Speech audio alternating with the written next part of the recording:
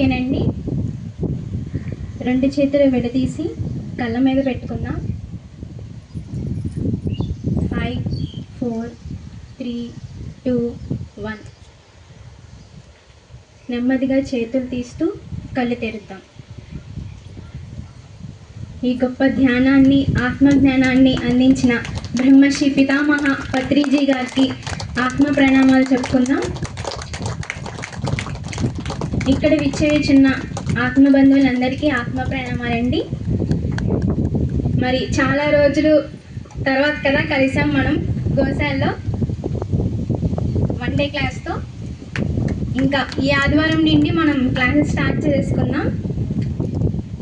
మరి ఈరోజు బొమ్మనూరు నుండి లక్ష్మీ సుబ్రహ్మణ్యం మేడం గారు వచ్చారండి ఆత్మజ్ఞానాన్ని అందించడానికి. కట్టల ధ్వలతో వారిని ఆహ్వానించుకుందాం.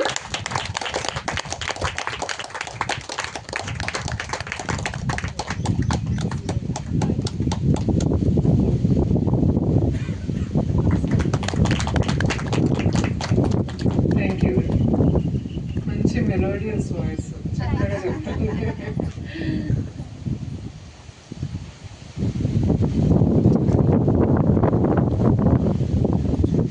అందరికీ నమస్కారం అండి. నా పేరు లక్ష్మీ సుబ్రహ్మణ్యం, మాది బొమ్మనూరు. చాలా మందికి నేను ఆల్రెడీ పరిచయం, ఈ వేదిక మీద చాలాసార్లు వచ్చి ఉన్నాను. మళ్ళా నన్ను ఆహ్వానించినందుకు మీ మచిలీపట్నం స్పిరిచువల్ సొసైటీ ఒక్కసారి నా కృతజ్ఞతలు తెలియజేసుకుంటాను. ఈ అవకాశం మళ్ళీ నాకు ఇచ్చినందుకు, మీ సెషన్ మళ్ళీ పోస్ట్ సమ్మర్ మళ్ళీ స్టార్ట్ చేస్తున్నందుకు. ఓకే, వాయిస్ కంగ్రాట్స్ అండి. మళ్ళీ సమ్మర్ తర్వాత మళ్ళీ మీ సెషన్ మీరు మళ్ళీ స్టార్ట్ చేసుకుంటున్నారు. అందరూ చక్కగా ప్రతి ఆదివారం కలుస్తారు, ఎంతో ఆత్మజ్ఞానాన్ని పొందుతున్నారు. బట్ ఆ సెషన్ స్టార్టింగ్ అవకాశం నాకు ఇచ్చినందుకు థ్యాంక్స్ వన్స్ అగైన్ అండి. అందరికీ కూడా గురు పౌర్ణమి శుభాకాంక్షలు అండి. దగ్గరలోనే గురు పౌర్ణమి ఉంది. మళ్ళీ ఆ రోజు మనం కలుస్తాము కలము. ఈలోపు ఒకసారి మనం గురు పౌర్ణమి శుభాకాంక్షలు తెలియజేస్తున్నాము. ఇవాళ ఈ సందర్భంలో వాట్ ఐ ఫీల్, ఈ వేదిక మనం గురుతత్వం గురించి మాట్లాడుకుంటే బాగుంటుంది అన్నది నా పర్సనల్ ఒపీనియన్. ఎందుకంటే పత్రిగారు బాడీ వెకేట్ చేసింది కూడా మొన్న 24th, అంటే ఇయర్స్ బ్యాక్ అయినా డేట్ ప్రకారం అయితే 24వ తారీఖు. ఇప్పుడు ఈ వారం అంతా కూడా ఆయన స్మృతి స్మరణోత్సవాలు జరుగుతున్నాయి ఎక్కడికక్కడ సార్ని తలుచుకొని. కనుక గురుతత్వం గురించి, గురువు గారి గురించి మనకి ఈ అద్భుతమైన వేదిక, మనం చక్కగా దాని గురించి చెప్పుకుంటాం. గురువు అంటే ఏంటంటే మీ దృష్టిలో? అజ్ఞానం తీసేసే జ్ఞానాన్ని ప్రసాదించేవాడు. ఒకసారి మనలో ఉండే అజ్ఞానాన్ని తీసి జ్ఞానాన్ని ప్రసాదించేవాడే గురువు. గురు శబ్దం, దాన్ని కనుక మనం స్ప్లిట్ చేస్తే, రెండుగా డివైడ్ చేస్తే గు రు. గు అంటే చీకటి అండి, రు అంటే నశింపు చేయవాడు. అంటే చీకటిని నశింపు చేయవాడే గురు. చీకటి అంటే మనకి బయట కనిపించే చీకటి గురించి కాదు, మన లోపల ఉండే అంధకారాన్ని, అజ్ఞానాన్ని తీసేసేవాడే గురువు. సో మనం అందరం ఎంతో అదృష్టవంతులు అండి. చక్కగా ఈ గురు మార్గంలో అడుగు పెట్టాం. దాంట్లో కూడా ఎన్నో రకాల గురువులు ఉంటారు. కానీ మన భాగ్యం ఏంటంటే మనం పత్రిగారి గొడుగులోకి వచ్చాం. ధ్యానాన్ని, ఆత్మధ్యానాన్ని ఎంతో సరళంగా మనందరికీ అందించేస్తారు. ఏమైనా కష్టం అనిపిస్తుందండి? ఏముంది, ఎక్కడ కూర్చున్నాడో అక్కడ మన శ్వాసను మనం గమనించుకుంటే చాలు అని తెలుస్తుంది. సో అంత గొప్ప గురువు, అసలు గురువు ఎవరు అన్నది మనం తెలుసుకునే ప్రయత్నం చేస్తే స్వరూపమే గురువు అంట.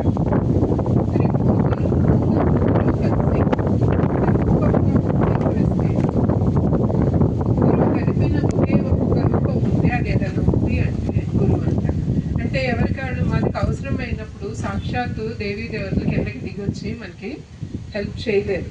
వాళ్ళు ఏం చేస్తారు, ఒక గురువు రూపంలో మన దగ్గరికి వచ్చి మనకు కావాల్సిన గైడెన్స్ అంతా ఇస్తారండి. సో మనకి అర్థం అవ్వాల్సింది ఏంటంటే, మనకి మానవ రూపంలో కనిపిస్తున్నారు కానీ గురువులు, వాళ్ళు సాక్షాత్తు ఆ బ్రహ్మ విష్ణు మహేశ్వరుల యొక్క కలయిక రూపమే అని మనకి అర్థం అవ్వాలి. అందుకే కదా మనం గురు మంత్రం కూడా స్టార్ట్ చేసుకున్నప్పుడు ఎలా స్టార్ట్ అవుతుందండి?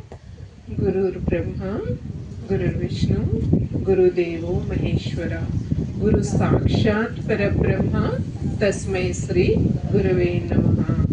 గురు సాక్షాత్తు ఆ పరబ్రహ్మ స్వరూపమే అని మనం చక్కగా గురు మంత్రం చెప్పుకున్నప్పుడు కూడా చెప్పుకుంటాం. ఆయనే బ్రహ్మ, ఆయనే విష్ణు, ఆయనే మహేశ్వరుడు.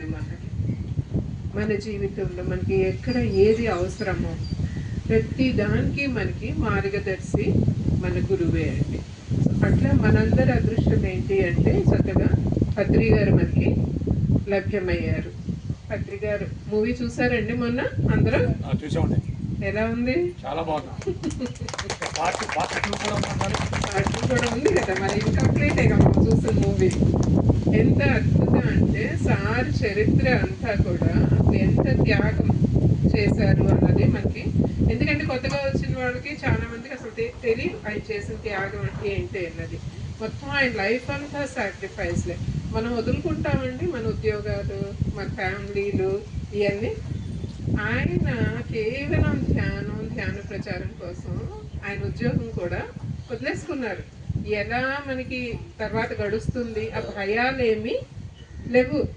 ఇదంతా త్యాగమే కదండి. ఇవాళ మనం అందరం ఆయన్ని తిరిగా గుర్తిస్తున్నాం అంటే జీవితంలో త్యాగం ఉంటేనే తర్వాత గుర్తింపులు ఉంటాయండి. మన కంఫర్ట్ జోన్స్ ఏమి వదులుకోము, నాకు కావాల్సిన సౌకర్యాలన్నీ నాకు ఉండాలి అన్న లెక్క మనం నడుస్తే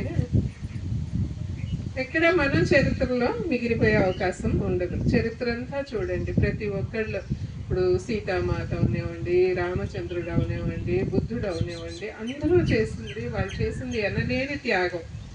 యుగాలు గడిచిపోయినా వాళ్ళకి కూడా మనం వారి చరిత్రని చెప్పుకుంటున్నాం. దేనికి? త్యాగం యొక్క ఫలితమే. సో ఆ కోకే చెందుతారు మన గురువు గారు కూడా. కంప్లీట్ లైఫ్ అంతా సాక్రిఫైసే.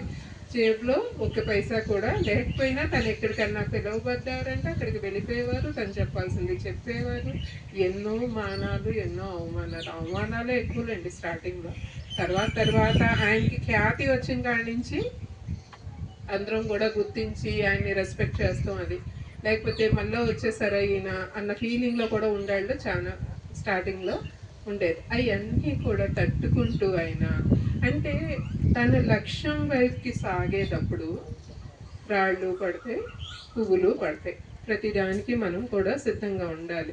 గురువుగారి దగ్గర మనం నేర్చుకోవాల్సింది ఆ విషయాలు. మనం సినిమా చూసామా, ఎంజాయ్ చేసామా, తెలుసుకున్నామా అన్నది అంతవరకు తెలుసుకుంటాం వరకు ఒక స్టెప్. కానీ దాంట్లో నుంచి మన జీవితంలో ఏం ఆచరించాలి అన్నది కూడా మనకి అర్థం కావాలి. ఎందుకంటే అన్ని పూలబాట్లు ఉండవండి. మనం వెళ్ళే మార్గంలో కొన్ని చోట్ల మనకి చాలా ఇలా కూర్చోబెట్టేస్తారు, సన్మానాలు చేసేస్తారు, బ్రహ్మాండంగా ఉంటుంది.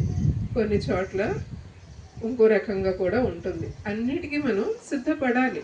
ఎందుకంటే ఏ రూట్ అయినా సరే నేను అనుకున్న లక్ష్యం నేను చేరుతున్నానా లేదా, నేను భూమి మీద దేనికి వచ్చాను అన్నది మనం కూడా మన గురువు తెలుసుకున్నట్టు తెలుసుకోగలగాలి. ఎందుకంటే ఆయన వచ్చింది కేవలం ఆ ధ్యానాన్ని అందరికీ సరళంగా అందిస్తాం కోసం. ఆయన రెండో లక్ష్యం శాకాహారం. ఆయన అందరూ గురువులో చెప్తారు అహింస పరమోధర్మ అని. కానీ ఎవరైనా నాన్ వెజ్ మానేమని ఓపెన్గా చెప్పగలిగిన వాళ్ళు ఉండారండి? చెప్పరు. ఎందుకు చెప్పరు? సీటు సగం ఖాళీ అయిపోతాయి, అంతే కదా. ఎందుకంటే మాట వరుసకు చెప్తారు అహింస పరమోధర్మ అని, కానీ గట్టిగా ఒక్కాయించి మీరు మాంసాహారం తినకూడదు అని చెప్పే ధైర్యం ఎవరు కూడా చేయరు. ఎందుకంటే వచ్చే జనాలు ఏదో వస్తున్నారు కదా, వచ్చే వాళ్ళని కూడా పోగొట్టుకోవడం ఎందుకు అనే ఉద్దేశం ఉంటుంది. కానీ పత్రి గారికి ఏంటి, నంబర్స్ డజంట్ మ్యాటర్, ఎంతమంది ఉండారు అన్నది ఆయనకి ఫరక్ పడదు. వచ్చేవాళ్ళు ఆయన ప్రిన్సిపల్స్ని, ఆయన ఫిలాసఫీని ఫాలో అవుతున్నారా లేదా అన్నదే ఆయనకి ముఖ్యం. సత్యాన్ని కొండబద్దలు కొట్టి చెప్పగలిగినాడే మన గురువు అండి. ఒక్కసారి ఆయన మనం జ్ఞాపకం. ఎందుకంటే ఎంతో రెబెలియస్ యాటిట్యూడ్ ఉంటే తప్ప, మనం ఓషో గురించి విన్నాం, ఆయన బాగా రెబెల్ అని. ఓషోకి మించిన రెబెల్ మన పత్రి గారు. ఎందుకంటే అన్నీ కూడా సత్యాన్ని ఉండట్టు మాట్లాడేసేవారు. దాని కాన్సిక్వెన్స్ ఎలా ఉంటుందా, జనాలు ఎలా రియాక్ట్ అవుతారు, దాంతో ఆయనకి మతలబే లేదు. అలా చెప్పారు కనుక ఆయన ప్రచారం గురించి అంత ప్రాముఖ్యత ఇచ్చారు కనుక ఇవాళ ఏ ఊర్లో చూసినా పిరమిడ్లు, ఎక్కడ చూసినా పిరమిడ్ ధ్యానం. లేకపోతే మిగతా సొసైటీస్ కూడా మనకంటే ముందు వచ్చిన సొసైటీస్ ఉంటా ఎవరు ధ్యానం వాళ్ళు చేసుకుంటున్నారు. ఒకవేళ నాకు తెలిసిన ధ్యానం నేను పక్కన వాళ్ళకి చెప్తే వాళ్ళు ఎక్కడ ఎదిగిపోతారో అన్న భయం ఉంటుంది. ఎవరికి ఏమీ పంచుకోరు. ఇక్కడ మనకి ఏం నేర్పారు మన గురువు గారు? మీకు ఏ తెలిస్తే ఏ, బి తెలిస్తే బి, మీకు తెలిసింది పని చేయండి. మీరు ఎప్పుడైతే వదలటం నేర్చుకుంటారో మీకు అందించబడాల్సింది మీకు అందించబడుతుంది అని చెప్పి చాలా సింపుల్గా ఆయన చెప్పినవి అన్నీ ఎంతో సింపుల్. అంటే మనం డైలీ లైఫ్స్లో ఆచరించగలిగే అంత సింపుల్ మ్యాటర్స్ అన్నీ చెప్పారు. మామూలుగా అయితే అసలు మీకు ఆరోగ్యం బాగుంటుంది, మీకు ఇట్లా ఉంటుంది, జ్ఞానపరంగా మనం ఎదుగుతున్నామంటే జనరల్ ఫీలింగ్స్ ఎలా ఉంటాయి అంటే ఇది నాకు తెలిసింది, నా వరకే అటు పెట్టుకోవాలి అన్న భావజాలమే ఉంటుంది. కానీ ఈయన ఏమన్నారు, మీకు ఏది తెలిస్తే అది చెప్పేయండి అందరికీ. అది చెప్పడం అనేది, పంచడం అనేది నేర్పించారు మన గురువు గారు. జ్ఞానంతోనే కాదండి, ప్రతిదీ పంచడం నేర్పించారు. ఇలా ఎంత సింపుల్గా చెప్పేవారు అంటే పంచితే పెంచబడుతుంది. ఏం పంచితే పెంచబడుతుంది అన్నది మనకు తెలియదు. ఫస్ట్ మనకు వచ్చే థాట్ డొనేషన్స్ కోసం ఎవరైనా వస్తే మనం డొనేషన్ డబ్బులు ఇస్తే మనకి డబ్బులు పెంచబడతాయేమో అనుకుంటాం. అది ఎంత వాస్తవమో. మనం డబ్బులు ఎప్పుడైతే మనం అది కూడా ప్రతిదీ మనం వదులుతేనంటే మనం ఏదైతే బంధించి మన దగ్గర అట్టు పెట్టుకుంటామో అది లాక్ అయిపోతుంది. పైనుంచి వచ్చే సోర్సులు కూడా లాక్ చేయబడతాయి, అవి కూడా రావు. మనం ఏదైతే వదలటం నేర్చుకుంటామో మన ఎనర్జీస్ ఇక్కడ ఫ్లో అయినప్పుడు పైనుంచి వచ్చే ఎనర్జీస్ మనకి ఫ్లో అవుతాయి. అది డబ్బు విషయంలో ఎంత వాస్తవమో మిగతా విషయాల్లో కూడా, జ్ఞానం విషయంలో కూడా అంతే వాస్తవం. అది ప్రేమ విషయంలో కూడా అంతే వాస్తవం. ప్రతి ఒక్కరిని ప్రేమించటం నేర్చుకోండి మాస్టర్స్. ఎవరి పట్ల మనం ద్వేషం పెంచుకోకుండా ప్రేమను పంచితే మనం ఎంత ప్రేమను పంచుతామో అంత ప్రేమని మనం అందుకుంటాం. బాగుంటుందండి, ప్రేమను అందుకుంటాం. నేను ఒకసారి రిపీట్ చేస్తాను. మనకి ఎవరైనా ప్రేమగా ఆప్యాయతగా మన పలకరిస్తాం, మనకి నచ్చుతుందా? ఏం గట్టిగా రావట్లా సమాధానం. ఎవరైనా ఇప్పుడు మిమ్మల్ని ఇలా చూసేసి మొహం తిప్పుకొని వెళ్ళిపోయారు అనుకో, ఏంటి ఫీలింగ్? నచ్చదు. మీకు ఏదైతే నచ్చదో అది పంచకండి. మీకు ఏదైతే నచ్చుతుందో అది ముందు మీరు ఇష్టం నేర్చుకోండి. అర్థమవుతుందా? మనకి ఎవరైనా ప్రేమగా పలకరిస్తే ఇష్టం, ఆప్యాయంగా ఉంటే ఇష్టం అంటే ఆ ఆప్యాయతలు ప్రేమలు ముందు మీరు పంచండి. మీరు ఎప్పుడైతే పంచుతారో మిమ్మల్ని పలకరించే వాళ్ళు, ఆప్యాయంగా చూసుకునే వాళ్ళు, ప్రేమించే వాళ్ళు గోల్డ్ మంది ఉంటారండి. ఇక్కడ ఈక్వేషన్ ఎలా ఉంటుందంటే మనం ఎవరినైతే ప్రేమిస్తున్నామో మనం వాళ్ళ దగ్గర నుంచే ఆశిస్తాం. నేను తను ఎంతో ప్రేమగా చూసుకుంటున్నాను, నేను ఎంతో బాగా చూసుకుంటున్నాను, తను నా పట్ల అలా ఉండట్లేదే అనుకుంటాం. యూనివర్స్ ఫామ్లో అలా ఉండదండి. నువ్వు ఇచ్చేవాడికి నువ్వు ఇస్తే నీకు ఇచ్చేవాడు నీకు ఇస్తాను. అక్కడి నుంచే రావాలి అని రూల్ ఏం లేదు. అక్కడి నుంచి తర్వాత రావచ్చు. కానీ ఇదివరకు కూడా మనం గతంలో కూడా చాలా ఇచ్చుంటాం కదా, అవన్నీ కూడా వెనక్కి రావాలి కదా మనకి. మన వాటాలన్నీ మనకు వచ్చినాక ఆ తర్వాత ప్రేమలు వస్తాయి. సో ఇది సింపుల్ అండి. పత్రిక ఫామ్లో ఏంటంటే ఏది పంచినా అది పెంచబడుతుంది. ఇలా మనం జ్ఞానం గురించి చెప్పుకున్నాం, డబ్బు గురించి చెప్పుకున్నాం, ప్రేమ గురించి చెప్పుకున్నాం, ఇవన్నీ బాగానే ఉంటాయి. మనం పంచుతాం చూడండి, ద్వేషాలు, కోపాలు, అసూయలు పంచుతామా? అందరూ యోగులే ఇక్కడ, ఎవరికి కోపం లేదు. మీరు ఒప్పుకున్నా ఒప్పుకోకపోయినా అవన్నీ శరా మావులే. మీ ఇళ్ళకి వెళ్తే అసలు నిజ స్వరూపాలన్నీ కనపడతాయి. ఇక్కడ కూర్చుంటే అందరూ యోగులే, అందరూ మంచివాళ్ళే. కానీ ఈ మానవ జీవితం మన ఈ భూమి మీద ఉండేటప్పుడు ఆ ఎమోషన్స్ అన్నీ బయటకు రాకుండా ఏమీ ఉండవు. కానీ మనం నేర్చుకోవాల్సింది ఏంటి అంటే ఇప్పుడు మనం ఆ కోపాన్ని ప్రదర్శిస్తున్నాము, ఒకరి పట్ల ద్వేషాన్ని పెంచుకుంటున్నాము, ఒకరి పట్ల అసూయ పడుతున్నాము. ఇవి కూడా మనం పంచుతున్నాము అన్నది మనకు అర్థం అవ్వాలి. పంచితే ఏమవుతుంది? మిమ్మల్ని చూసి 10 మంది మిమ్మల్ని అవమానించిన, లేకపోతే మిమ్మల్ని కోపడుతూ ఉంటే ఎట్లా ఉంటుంది? ఇది కూడా అది నచ్చదు మనకి. మీకు ఏది నచ్చదో అది మీరు ఇవ్వకండి. Simple formula. ఎవరి పట్ల కోపం తెచ్చుకునే స్టేజ్కి రాకండి. కారణం లేకుండా ఎవరి ప్రవర్తన ఉండదు. పత్రిస్తారు ఏమంటారు? ఎవరు ఎలా ఉండారో వాళ్ళని అలాగే యాక్సెప్ట్ చేయండి అంటారు. అది అంటే నేను చెప్పే అన్ని సింపుల్ సార్ చెప్పిన సూక్తుల్ని ఒకసారి మనం గుర్తు చేసుకుందాం. యాక్సెప్టెన్స్ అంటే మాట చెప్పుకోవడం చాలా తేలిక. అవతల మనిషి మిమ్మల్ని హింస పెట్టేస్తూ ఉంటారు, మాటలతో చేతలతో హింస పెడుతూ ఉంటారు. మీరు యాక్సెప్ట్ చేయండి అంటే కష్టమే కదా అది. ఇప్పుడు అవతలేమో టార్చర్ పెడతారు, మీరేమో స్టేజ్ ఎక్కి కూర్చొని యాక్సెప్ట్ చేయండి అంటే ఎట్టా మేడం అన్న ప్రశ్నలు రావాలి మీ వైపు నుంచి. 1 సైడెడ్ క్లాస్ అవ్వకుండా. వాళ్ళు అలా ప్రవర్తిస్తానికి కూడా ఒక కారణం ఉంది. ఎందుకంటే మనం ఇదివరకు ఈ ప్రవర్తన ఎంతమందితో మనం చేసి ఉంటామో మనకి గుర్తు కూడా ఉండదు. మనలో ట్రాన్స్ఫర్మేషన్ రావాలి అంటే, మనలో మార్పు రావాలి అంటే అలాంటి వాళ్ళు ఎవరో ఒకళ్ళు ఉంటే తప్ప మనం వంగం. అర్థమవుతుందా మాస్టర్స్? మనకంటే బలవంతుల దగ్గర మనం కొంచెం వంగుతాం. మనకంటే తక్కువ పవర్ పట్ల మన పవర్ అంతా మనం ప్రదర్శిస్తాం. సో ఈ సైకిల్లో ప్రతిదీ పర్ఫెక్ట్గానే జరుగుతుంది. కొన్ని చోట్ల మన ప్రదర్శనలు ఉంటే, కొన్ని చోట్ల మనం వంగుతాం. మనని వంచే వాళ్ళు కూడా ఉంటారు. ఆ వంచే క్రమంలో మనం నేర్చుకోవాలి. తిట్టుకుంటూ వాళ్ళని కాదు. ఇక్కడ మనం నేర్చుకోవాల్సింది ఏంటంటే పర్ఫెక్ట్. నేను ఇచ్చింది నాకు తిరిగి వస్తుంది, నాది కొంత క్లియర్ అవుతుంది. వాళ్ళు ఎలాంటి వాళ్ళైనా సరే నేను వాళ్ళని ప్రేమించే స్థితికి నేను ఎదగాలి అన్నది మనకి చేతనవ్వాలి. అదే మన గురువు గారు నేర్పారు మనకి. ఎవరు ఎలా ఉన్నారో వాళ్ళని అలా యాక్సెప్ట్ చేస్తాం అనేది మనకి రావాలండి. పత్రిక గారు చెప్పిన సింపులే. యాక్సెప్టెన్స్ గురించి చెప్తారు, నాన్ జడ్జ్మెంట్స్ గురించి చెప్తారు. ఎవరి విషయాల్లోనూ వేలు దూర్చకండి. Non interference, no judgements, no comments అన్నమాట మాట్లాడతారు. ఇంటర్ఫియరెన్స్ గురించి చెప్పుకుందాం. ఇంటర్ఫియరెన్స్ అంటే ఏంటండి? ఎవరి పట్లైనా ఎవరి జీవితాల్లో అన్నా మనం జోక్యం చేసుకోకుండా ఉంటున్నామా?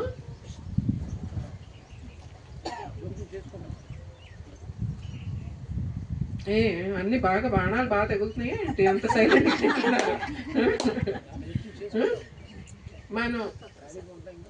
మనం ఇంట్లో ఉంటే జనరల్గా మనమంతా చేసే పని ఏంటంటే మనం అందరూ సలహాదారులమే. బ్రహ్మాండంగా సలహాలు. మన జీవితం ఎట్లా ఉండా పక్కన వాళ్ళకి సలహాలు ఇస్తాంలో మనకి 100కి 100 మార్కులు వేసేయచ్చు. నువ్వు ఇట్లా కాదు, ఇట్లా నడు, ఇట్లా చేయి, అందరికీ ఇన్స్ట్రక్షన్స్ ఇస్తాం. అంటే ఏం చేస్తున్నాం? మనం వాళ్ళ జీవితంలో ఇంటర్ఫియర్ అవుతున్నాం. మిమ్మల్ని ఎవరైనా సలహా అడిగితే అంతవరకు చెప్పండి, తప్పలేదు. అమ్మ మా గురువు గారు ఇంటర్ఫియర్ అవ్వద్దన్నారు అని చెప్పి పక్కగా వెళ్ళనక్కర్లా. అడిగిన చోట చెప్పండి. కానీ అడగని చోట్లన్నీ దూరిపోయి నాకే తెలిసే విషయాలు మీరు ఇట్లా నడుచుకోండి అని మనం చెప్పాల్సినంత అవసరం లేదు. వాళ్ళ జీవితం వాళ్ళు జీవిస్తూ ఉండగా వాళ్ళ పాఠాలు వాళ్ళు నేర్చుకుంటారు. వాళ్ళు ఇప్పుడు స్పెషల్లీ నేను పిల్లల గురించే చెప్తాను. మన ఇంట్లో పిల్లల గురించే వాళ్ళ పట్ల కన్సర్న్తో, వాళ్ళ పట్ల ప్రేమతో మనం ఎంత ఇంటర్ఫియర్ అవుతామంటే వాళ్ళ జీవితాల్లో సగం జీవితం వాళ్ళ జీవితం మనమే జీవించే ప్రయత్నం చేస్తాం. అట్లా కాదు, నువ్వు ఇట్లా నడుచుకోవాలి. పొద్దున్న లేసిన కాడి నుంచి ఆడపిల్లలు ఉండేవాళ్ళైతే ఫోన్లే సరిపోతాయి. ఏంటి వంట చేసే కాడి నుంచి ఏం వండుకోవాలి, ఎట్లా వండుకోవాలి, సాంబార్లు ఏది ఎంత వేయాలి, అది వాళ్ళ జీవితం. వాళ్ళు స్వేచ్ఛగా జీవించనివ్వండి. వాళ్ళు కరెక్ట్గా జీవిస్తున్నారని కాదు, కానీ జీవితం అనే పాఠంలో వాళ్ళు ముందుకు వెళ్తుంటేనే కదా ఫెయిలియర్స్, సక్సెస్లు. వాళ్ళ పాఠం వాళ్ళు నేర్చుకుంటూ ఇప్పుడు మనం ఎలా నేర్చుకుంటూ వచ్చామో వాళ్ళకు కూడా ఆ స్వతంత్రాన్ని ఇవ్వండి. సో ఇది మనం పత్రి గారు చెప్పిన సూక్తంలో నాన్ ఇంటర్ఫియరెన్స్, అవసరం లేని చోట పొరపాటుని కూడా ఎవరి జీవితంలోనూ ఏదో పెట్టకండి. అది అది మనకు అర్థం అవ్వాలి, చాలా క్లియర్గా అర్థం అవ్వాలి. అర్థం అవటం కాదు, దాన్ని ఆచరించే ప్రయత్నం చేయాలి. ఎప్పుడైనా మనం ఎవరి జీవితంలో అన్న ఏలు పెడుతున్నామంటే మనకి ఎరుక రావాలి. రోజు మనం ఏం వింటున్నాము, మనం ఏం చేస్తున్నాం అక్కర్లా. వాళ్ళ జీవితం వాళ్ళకి జీవించినాయి.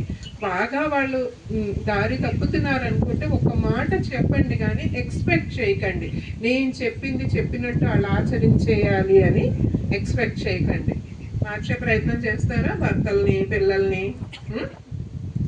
మనం పర్ఫెక్ట్ కదా, మనం చెప్పినట్టు మరి వాళ్ళు వినాలి కదా. ఎవరో సలహాలు ఇచ్చేవాళ్ళు ఎవరు లేరు ఇక్కడ. ఓకే, నైస్, బాగుంది మీ గ్రూప్ చూస్తుంటే, చాలా పర్ఫెక్ట్ గ్రూప్ లా ఉంది. అందరి అసలు స్వరూపాలు వచ్చేస్తాయంట. సో పత్రికా సూక్తాల్లో నాన్ ఇంటర్ఫియరెన్స్ అనుకున్నాం. ఇంకొక ప్రముఖమైన పాయింట్ ఏం చెప్తారంటే ఆయన, నో కామెంట్స్, నో జడ్జ్మెంట్స్. ఇది కూడా అంటే చిన్న పాయింట్సే, బట్ ఆచరణలోకి వచ్చేసరికి అంత తేలికేమీ కాదు. ఇప్పుడు ఇలాగే ఉంటాము, ఇంతమంది ఉంటాము, ఎవరైనా మధ్యలో ఏదన్నా మాట్లాడారు లేదా సరికాని ప్రవర్తన ఎవరికన్నా ఉంటే మనలో మనమే గుసగుసలాడేస్తాం. చూడు ఎలా ప్రవర్తిస్తుంది, ఎట్లా మాట్లాడుతుంది. దీన్ని ఏమంటారండి? కామెంట్. అర్థమవుతుందా? మనం కామెంట్స్ చేసుకుంటున్నాం, వాళ్ళని జడ్జ్ చేస్తున్నాం. వాళ్ళు ఇలా నడవకూడదు, ఇలా నడవాలి, ఆ జడ్జ్మెంట్ ఉంది. ఎందుకంటే మన ఎక్స్పెక్టేషన్స్, మన స్టాండర్డ్స్ ఏవో ఉంటాయి. దాని అకార్డింగ్ అవతల వాళ్ళు నడవకపోతే మనం వాళ్ళని జడ్జ్ చేసేస్తాం. వీళ్ళు సరిగ్గా లేరు, వీళ్ళు సరిగ్గా ఉండాలి, ఇవన్నీ. సో ఏమంటున్నారు పత్రి గారు, ఎక్కడా కూడా ఎవరిని జడ్జ్ చేయకండి. ఎవరంటే ఇప్పుడు సమాజంలో చూస్తానికి వాళ్ళు మంచివాళ్ళు కాకపోవచ్చు మన సమాజం యొక్క స్టాండర్డ్స్లో, కానీ వాళ్ళ ఆత్మ పరిణామ క్రమంలో వాళ్ళు పర్ఫెక్టే. అలాంటి సినిమాల్లో విలన్స్ లేరనుకో, సినిమా అన్నారు ఎప్పటికెక్కుద్దండి. అందరూ హీరోలే, అందరూ మంచోళ్ళే. సినిమా చూడాలంటే ఏముంటుంది, ఇంకా పెద్ద మజా ఏమి ఉండదు.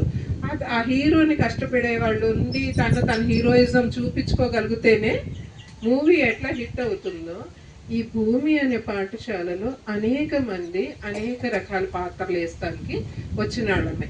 సో అందరూ నాకు మళ్ళీనే ఉండాలి అన్న ఎక్స్పెక్టేషన్ మనలో తగ్గిపోవాలి. అది ఎప్పుడైతే మనలో ఎక్స్పెక్టేషన్ తగ్గుతుందో ఆటోమేటిక్గా మనం జడ్జ్ చేయం.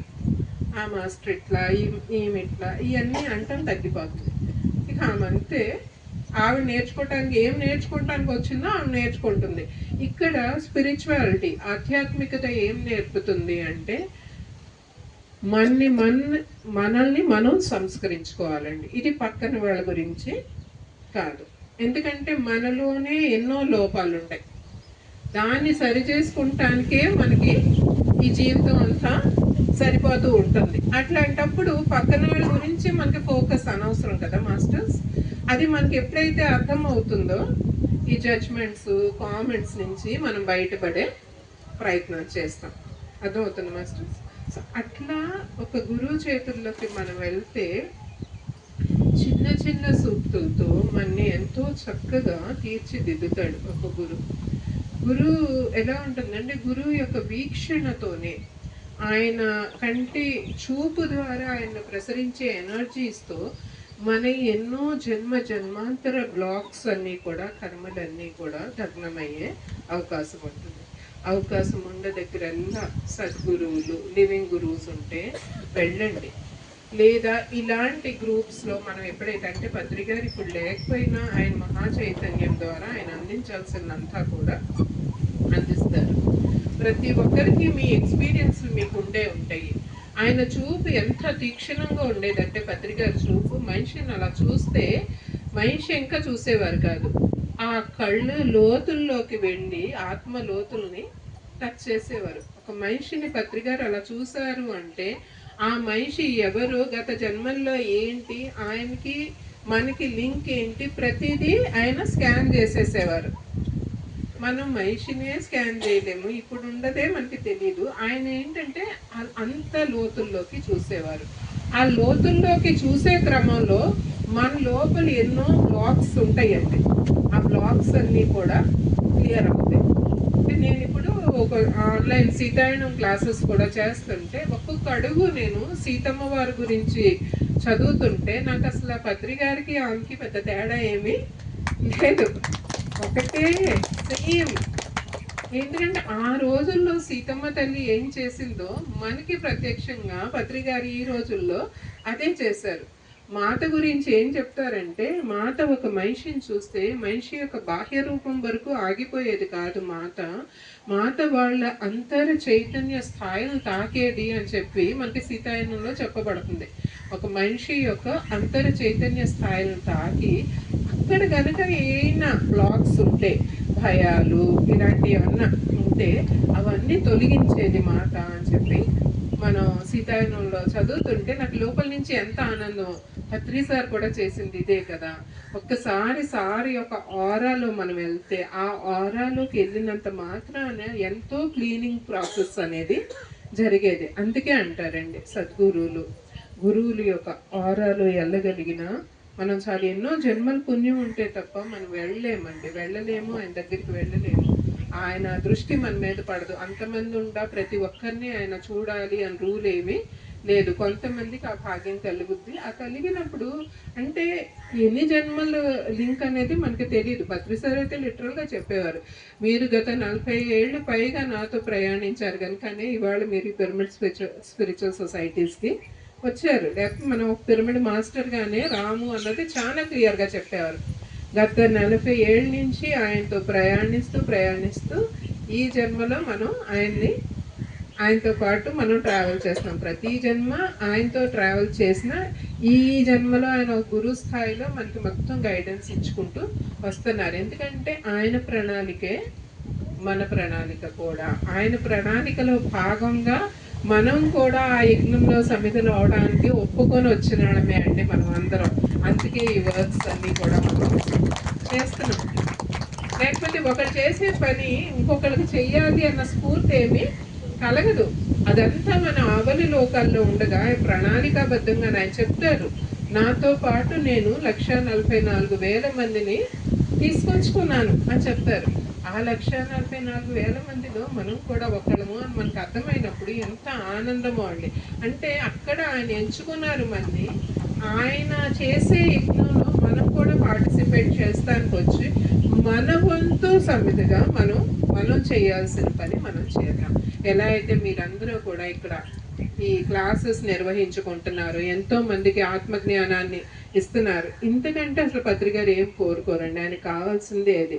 ఈ ఆత్మజ్ఞానం అందుకుంటూ ప్రతి ఒక్కరూ మనమే ఆత్మస్వరూపులము, మనం అంతా ప్రేమతత్వానికి మనం ప్రతిరూపాలు అని తెలుసుకుంటే ఎక్కడ ఏ రకమైన హింస ఉండదండి. మనం జీవహింస చెయ్యం, ఎవరిని హింస పెట్టం. ఆ జ్ఞానం యొక్క స్థాయిలు పెరిగే కొద్దీ మనలో ఆ మార్పు రావాలండి. అర్థమవుతుందా? ప్రతిరోజు కొంచెంగా మనం జ్ఞాన స్థాయిలు పెంచుకునే కొద్దీ ఆ ట్రాన్స్ఫర్మేషన్ ఎక్కడ కనపడాలి? మనకి మన ప్రవర్తనలో కనపడాలి. అంతేకాని నా దగ్గర బ్యాంక్ బ్యాలెన్స్ ఉందండి, మీరు ఏ పుస్తకం అడగండి నేను చెప్పేస్తాను సమాధానాలు. అది కాదు. సమాధానాల గురించి నాలెడ్జ్ కాదు, నేను ఎంత మారాను అన్నదే ఇంపార్టెంట్ అండి. మనలో మార్పు కోరుకుంటున్నారు మాస్టర్స్. ఎప్పుడైతే ఒక్కొక్కళ్ళం మనం మారుతూ ఉంటామనుకోండి, భూమి యొక్క చైతన్యం మొత్తం కూడా మారిపోతుంది. భూమిని ఉన్నతీకరిస్తానికి మనమందరం కూడా పత్రి సార్తో పాటు కలిసి భూమి పైకి వచ్చిన దివ్యాత్మ స్వరూపులు మాస్టర్స్. ఒక్కసారి మనం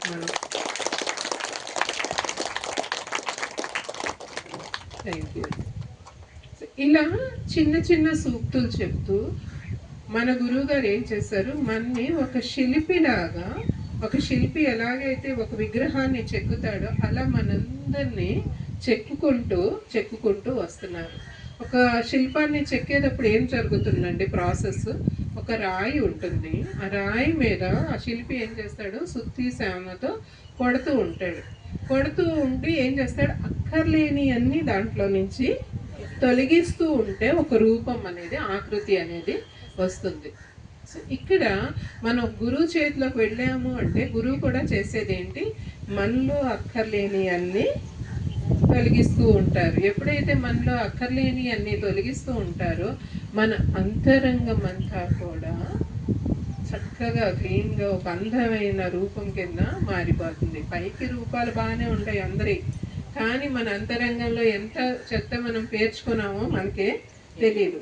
సో ఇక్కడ క్లీనింగ్ ఎక్కడ జరుగుతుంది, మన అంతర స్థాయిల్లో క్లీనింగ్ జరుగుతుంది. ఒక గురువు చేతిలోకి మనం పడ్డాము అంటే మనలో ఎన్నో ఉంటాయి కదండి, భయాలు ఉంటాయి, కోపాలు, ద్వేషాలు, మన అర్షడ్ వర్గాలన్నీ ఉంటాయి కదా, లోభం, ఇలాంటి అన్నీ కూడా నిదానంగా స్లోగా ఈ గురు మార్గంలో ఒక్కొక్క అడుగు మనం ముందుకెళ్ళే కొద్దీ అవన్నీ తొలగిపోతూ ఉంటాయండి. తొలగిపోతాయి అంటే అవన్నీ పరివర్తన చెందుతాయి. ఇక్కడ ఎనర్జీస్ ఎక్కడా కూడా మార్పుకి అవకాశం ఉంటుంది, కానీ తీసేస్తానికి కుదరదు. అవన్నీ ప్రేమపూర్వకంగా మారిపోతూ ఉంటాయి. జస్ట్ ఇమాజిన్ అండి, అసలు ఈ జీవితం అనేది అంతా కూడా ప్రేమగా ఉంటాయి. అందరితో ఎంతో బాగుంటే సత్యుగం దూరం ఉందంటారా? మనం ఎక్కడో పుస్తకాల్లో చదువుతామే, సత్యుగంలో అంతా ప్రేమతత్వమే, ఎవరికి ఎవరి పట్ల కోపం లేదు, ద్వేషం లేదు అన్నది. దానికి ఆ సత్యుగ స్థాపనకి ఇప్పుడు మొన్న చేశారా బూస్టర్ ఇది ధ్యానం నిన్నే కదా. సో అవన్నీ గ్రౌండ్ లెవెల్లో ఇంప్లిమెంట్ అవ్వాలంటే ప్రతి ఒక్కళ్ళం మనం మార్చుకుంటూ వెళ్తేనే వస్తాయి కోపాలు. ఆ క్షణం మీకు మీరు చెప్పుకోండి, నేను ప్రేమమూర్తిని, నేను దివ్యాత్మ స్వరూపురాలిని, నేను కోపం తెచ్చుకోవటానికి పెంచుకోవటానికి రాలా. సెల్ఫ్ కౌన్సిలింగ్ మనకి మనం చెప్పుకోవటమే. ప్రతిసారి మీ కోపం వచ్చినప్పుడల్లా బయట నుంచి ఎవరో గురువు వచ్చి మిమ్మల్ని ఎవరిని మార్చరు, కానీ ఆ అవేర్నెస్, ఆ ఎరుక మీలో మీరు పెంచుకున్నారనుకో మాస్టర్స్, అప్పుడు మనం అంటే ఇవాళ 10 సార్లు నాకు కోపం వచ్చేది, రేపు ఒక్కసారి నన్ను నేను తెలుసుకొని ఆపుకోగలిగితే మీరు ఒక మెట్టు ఎక్కినట్టే. అర్థమవుతుందా మాస్టర్స్? అలా స్లోగా ఒక 6 నెలలు తిరిగేసరికి, ఇప్పుడు 10 సార్లు కోపం వచ్చే మనకి 6 నెలలు తిరిగేసరికి రోజు మొత్తం మీద 1-2 సార్లే వస్తుంది. ఈ ప్రాక్టీసే, దీన్నే కనుక మనం అమలు చేసుకుంటూ వెళ్తే ఒక 3-4 ఏళ్ళు తిరిగేసరికి బాబాయ్ నేను నాలో ఎంత మార్పు వచ్చిందన్నది మీరు గుర్తిస్తారు, మీ చుట్టుపక్కల వాళ్ళు గుర్తిస్తారు. ఆ మార్పు కోసం మనం ధ్యానం చేయాలండి. అర్థమవుతుందా? ఇలాంటి మార్పు కావాలని కోరుకుంటున్నారు పత్రి గారు. ఆయన ఏం కోరుకుంటున్నారు, అందరూ కూడా శాకాహారిగా మారాలి. ఆ మారేటప్పుడు మనకు ఆ జ్ఞానం ఉండాలి. ఎందుకు శాకాహారిగా మనం మారాలి అన్నది మనకి తెలవాలి. మెకానికల్గా ఆ గురువు గారు చెప్పారు, మీరు శాకాహారులుగా మారిపోండి, మనం నిజంగా అలా మారిన వాళ్ళు చాలా అదృష్టవంతులు, ఏ అంతర్మదనం లేకుండా మారిపోయారంటే. కానీ మనకి అది ఎందుకు మారమన్నారు గురువు గారు అన్నది కూడా మనకి అర్థం కావాలి.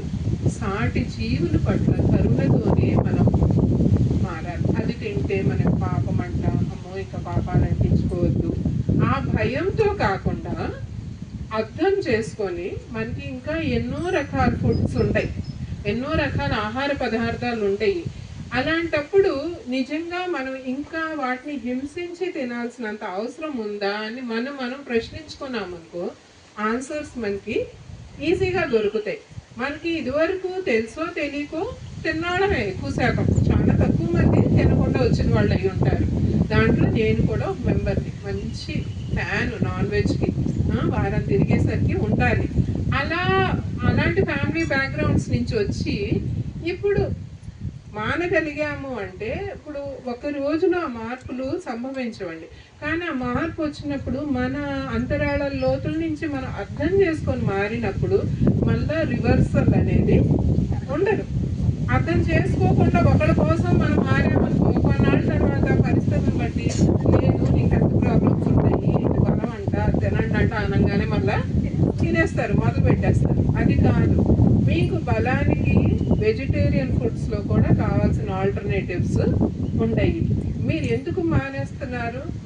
నాకు ఒక చిన్న ముళ్ళు గుచ్చుకుంటే నాకే ఇంత నొప్పి కలుగుతుందే, అలాంటిది దాన్ని నరికి చంపి తినాల్సినంత అవసరం నాకు ఉందా అన్న ప్రశ్న మనలో బయలుదేరితే మనం జన్మలో మళ్ళా ఆ టెంక చూడం, దాని పట్ల మనకి కరుణ కలగాలి. ఆ మార్పు మన చైతన్యంలో సంభవించాలండి. ఎందుకంటే మనం ఒక్కొక్క జన్మ తీసుకునేది మనలో మార్పు కోసమే. ఒక్కొక్క పరిస్థితి మనని మలుచుకుంటూ వస్తుంది, చెక్కుకుంటూ వస్తుంది. ఇందాక అన్న గురువు గారు అంటే ఒక శిల్పి, మనలో అక్కర్లేనంటూ అంతా తొలగించుకుంటూ వెళ్తారు అన్నది మనం చెప్పుకున్నాం. ఇది ఒక చిన్న కథ రూపంలో చెప్తాను మీకు. ఎందుకంటే మనం ఈ మాటలన్నీ చెప్పింది ఒక ఎత్తు, మళ్ళా మేడం చెప్పిన విషయాలు బాగుంటాయి అంటారు, కానీ పర్టికులర్గా ఏం చెప్పారు అన్నది గాలిలోకి వెళ్ళిపోతుంది. కథ చెప్పాను అనుకో, కథ మాత్రం గుర్తుండిపోతుంది, కనుక కథ చెప్పే ప్రయత్నం చేస్తాను. చాలా మందికి తెలిసే ఉంటుంది, బట్ స్టిల్ సందర్భం ఉంది కనుక నేను కోట్ చేస్తాను. ఒకసారి ఒక అతను గుడిలో విగ్రహం కావాలి అని చెప్పి ఒక క్వారీకి వెళ్తాడు. క్వారీకి వెళ్తే అక్కడ పెద్ద పెద్ద రాతి బండలు మంచి స్ట్రాంగ్గా ఉన్నాయి. ఒక 3 రాతి బండలు ఎంచుకుంటాడు అతను. ఎంచుకొని ఈ అయితే చాలా స్ట్రాంగ్గా ఉంటాయి, శిల్పం చెక్కడానికి బాగుంటుంది అని చెప్పి 3 పెద్ద పెద్ద రాతి బండలను ఎంచుకొని అతను లారీలో ఎక్కించి ఆ శిల్పి ఎక్కడైతే ఉంటాడో అక్కడికి తీసుకెళ్ళి ఆ రాతి బండల్ని పెడతాడు, దించుతాడు అనమాట. దించి ఆ శిల్పికి చెప్తాడు తనకి ఏ విగ్రహం కావాలి, ఏ రూపం కావాలి అన్నది చెప్తే సరే నేను చేస్తానులే అని చెప్తాడు ఆ శిల్పి. ఇక్కడ శిల్పి మరుసటి రోజు తన పని మొదలు పెట్టినప్పుడు చూసుకుంటాడు, చెక్ చేసుకుంటాడు, 3 బాగుంటాయి. సరే ఒక రాతి బండ మీద తన పని అనేది బిగించేస్తాడు. ఆ సుత్తి సానా పట్టుకొని కొడతం బిగించేస్తాడు. ఎప్పుడైతే కొడతం బిగించేస్తాడో అతను ఏం జరుగుతుంది, ఈ ఫస్ట్ రాయి ఆ సుత్తి పెట్టి కొడుతుంటే ఆ పెయిన్ని, ఆ నొప్పిని తట్టుకోలేక అమ్మో నా వల్ల కాదు అని చెప్పి 2 ముక్కలుగా ఇరిగిపోతుంది. అంటే ఆ పెయిన్ని తట్టుకోలేకపోతుంది ఆ రాయి. సరే అని చెప్పి ఆ రాయిని పక్కన పెట్టేస్తాడు. అంటే 1-2 దెబ్బలకే అది 2 ముక్కలుగా ఇరిగిపోయింది, తన వల్ల కాలు తట్టుకుంటాం, దాన్ని పక్కన పెట్టేస్తాడు. తర్వాత రోజు మళ్ళా ఇంకొక రాయి మీద తను ప్రయోగం చేస్తాడు అనమాట. ఈ రాయిని నేను మలుచుతాను ఒక అందమైన విగ్రహం కింద అని చెప్పి రెండో రాయిని పట్టుకొని తను చెక్కడం బిగించేస్తే ఒక 2-3 రోజులు తట్టుకుంటుంది ఆ రాయి. తట్టుకున్నాక ఆ తర్వాత ఆ రాయి వల్ల కూడా కాదు, ఇంకా కుయ్యో ముర్రో ఏడుస్తూనే ఉంటుంది ఒక్కొక్క దెబ్బ తగులుతుంటే. ఇంకా అలా అనేసరికి ఇంకా ఆ రాయి కూడా పక్కకి వెళ్ళిపోతుంది. అంటే ఆ చెక్కే క్రమంలో ముక్కలు ముక్కలుగా పడిపోతారు తట్టుకోలేక. ఇది కూడా, ఈ రాయి కూడా పనికి రావట్లేదు విగ్రహానికి అని చెప్పి దాన్ని కూడా పక్కన పెడతాడు. తర్వాత తను 3వ రాతి మీద తన పనిని స్టార్ట్ చేస్తాడు. ఆ రాయి మీద పని చేసేటప్పుడు ఒక్కొక్క దెబ్బ తగులుతుంటే ఆ రాయికి చాలా నొప్పి, పెయిన్ ఉంటుంది. కానీ ఆ బాధను ఓర్చుకుంటూ తను ఎన్ని దెబ్బలు తింటూ ఉండా కుయ్యో ముర్రో అనుకుండా ఓర్చుకుంటూ ఉంటుంది. అది అతను ఏం చేస్తాడు, ఆ రాతిలో అక్కర్లేనంత ఇలా తొలగించుకుంటూ వెళ్ళేసరికి లాస్ట్లో అంటే ఎన్ని రోజులు ప్రాసెస్ అది. ప్రతిరోజు లెగవా ఆ సుత్తి సానబెట్టి దాంట్లో అక్కర్లేంది తొలగిస్తామంటే ఇక్కడ జస్ట్ మీ ఊహకి అందడానికి చెప్తారు. ఇప్పుడు సపోజ్ మొహం చెక్కుతున్నాడు అంటే అక్కడ ముక్కు దగ్గర అక్కర్లేనంతా చెక్కేస్తాం, కన్ను రూపాన్ని తీసుకొస్తాం. అట్లాగే మెడ భాగం అనేసరికి ఆ కర్వ్ ఏదైతే రావాలో అట్లా ఈ అక్కర్లేనంత తీసేస్తే ఆ మెడ మిగులుతుంది అనమాట. అట్లా అక్కర్లేనంత తీసుకుంటూ చాలా రోజులు పడుతుంది. ఆ శిల్పి మొత్తం తయారు చేసేసరికి ఏ దేవుడి విగ్రహం అయితే తను కోరుకున్నాడో ఓనరు చక్కటి రూపము తయారవుతుంది. ఇక్కడ ఏం చేశారు, ఆ రాతిలో అక్కర్లేనంత శిల్పి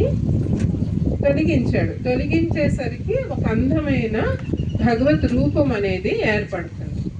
ఇప్పుడు ఎవరైతే ఈ రాళ్ళు తీసుకొచ్చి అప్పచెప్పాడో అతను వస్తాడు దేనికి, ఈ దేవుడు విగ్రహాన్ని ప్రతిష్ఠ చేస్తానికి, గుడికి తీసుకెళ్ళటానికి. ఆ తీసుకెళ్లే క్రమంలో శిల్పి అంటాడు ఆ రాళ్ళు కూడా నాకు అడ్డమే, తీసుకెళ్ళిపోండి, అక్కడే దేనికో దానికి ఉపయోగించుకోండి అంటే ఆ లారీ ఎక్కించేసుకొని తను గుడికి తీసుకొచ్చేస్తాడు అన్నమాట. గుడికి తీసుకొస్తాడు. ఆ ప్రాణ ప్రతిష్ఠ చేసేటప్పుడు గుడిలో చక్కగా ఆ విగ్రహాన్నేమో గర్భగుడిలో ప్రతిష్ఠిస్తారు. మధ్యలో ఒక 2-3 రోజులకి ఇరిగిపోయిన అది ఉంటుంది కదా, ఆ రాయిని గడప కింద మలుచుతారు. ఎందుకులే పడేస్తాం, బాగానే ఉంది, దీన్ని గడప కింద పెట్టొచ్చులే అని గడప దగ్గర పెడతారు. ఫస్ట్లోనే 2 ముక్కలుగా అయిపోయింది చూడండి. ఆ రాయినేమో గుడి బయట ఊరికి అక్కడ పెడతారు. కానీ జనాలు కాలక్రమేణా గుడికి వచ్చే వాళ్ళు ఏం చేస్తున్నారు, కొబ్బరికాయ కొట్టాలంటే ఆ రాయి బాగానే ఉందని ఆ రాయి మీద కొడుతున్నారు. ఇది జరుగుతుంది ప్రాసెస్. రోజు ఇలా జరుగుతుంటే ఒక రాత్రికి ఈ 3 రాళ్ళు మాట్లాడుకుంటాయి. ఈ పూజలు అన్నీ అయిపోయినాక రాత్రి ప్రశాంతంగా ఉండాలి కదా, ఆ 3 మాట్లాడుకుంటాయి.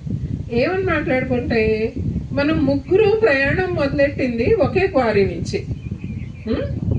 ఆ బయట రోజు కొబ్బరికాయలతో మొట్టకాయలు వేయించుకుంటుంది చూడు, ఆ రాయి బిగించేస్తుంది. ఎందుకంటే ఇప్పుడు బాధ తనకే ఉంది కదా, తను అంటుంది అసలు మనం ముగ్గురం కూడా ఒకేసారి ప్రయాణం మొదలు పెట్టాము, అదేంటో ఆ రాయి అదృష్టం లోపలుండి రోజు పూజలు అభిషేకాలు పాలుతో నీకు తేనెతో ఎంత చక్కగా అభిషేకాలు చేయించుకుంటూ ధూపదీప నైవేద్యాలు, ఏం వైభోగం ఆ రాయిది అని అంటుంది.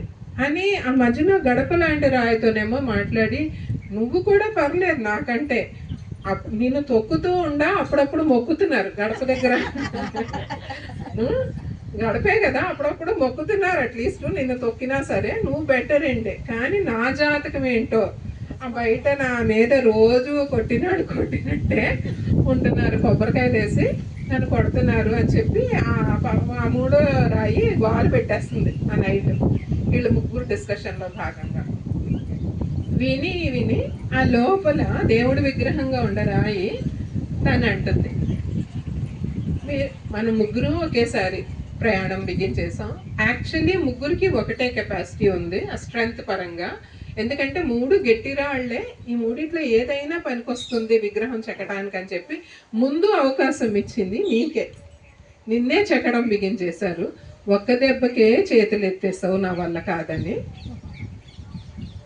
ఇప్పుడు నువ్వు అక్కడ ఉండవు, తిన్ను కొంచెం ఓర్చుకుంది, అప్పుడప్పుడు మొక్కబడుతుంది, అప్పుడప్పుడు తొక్కబడుతుంది.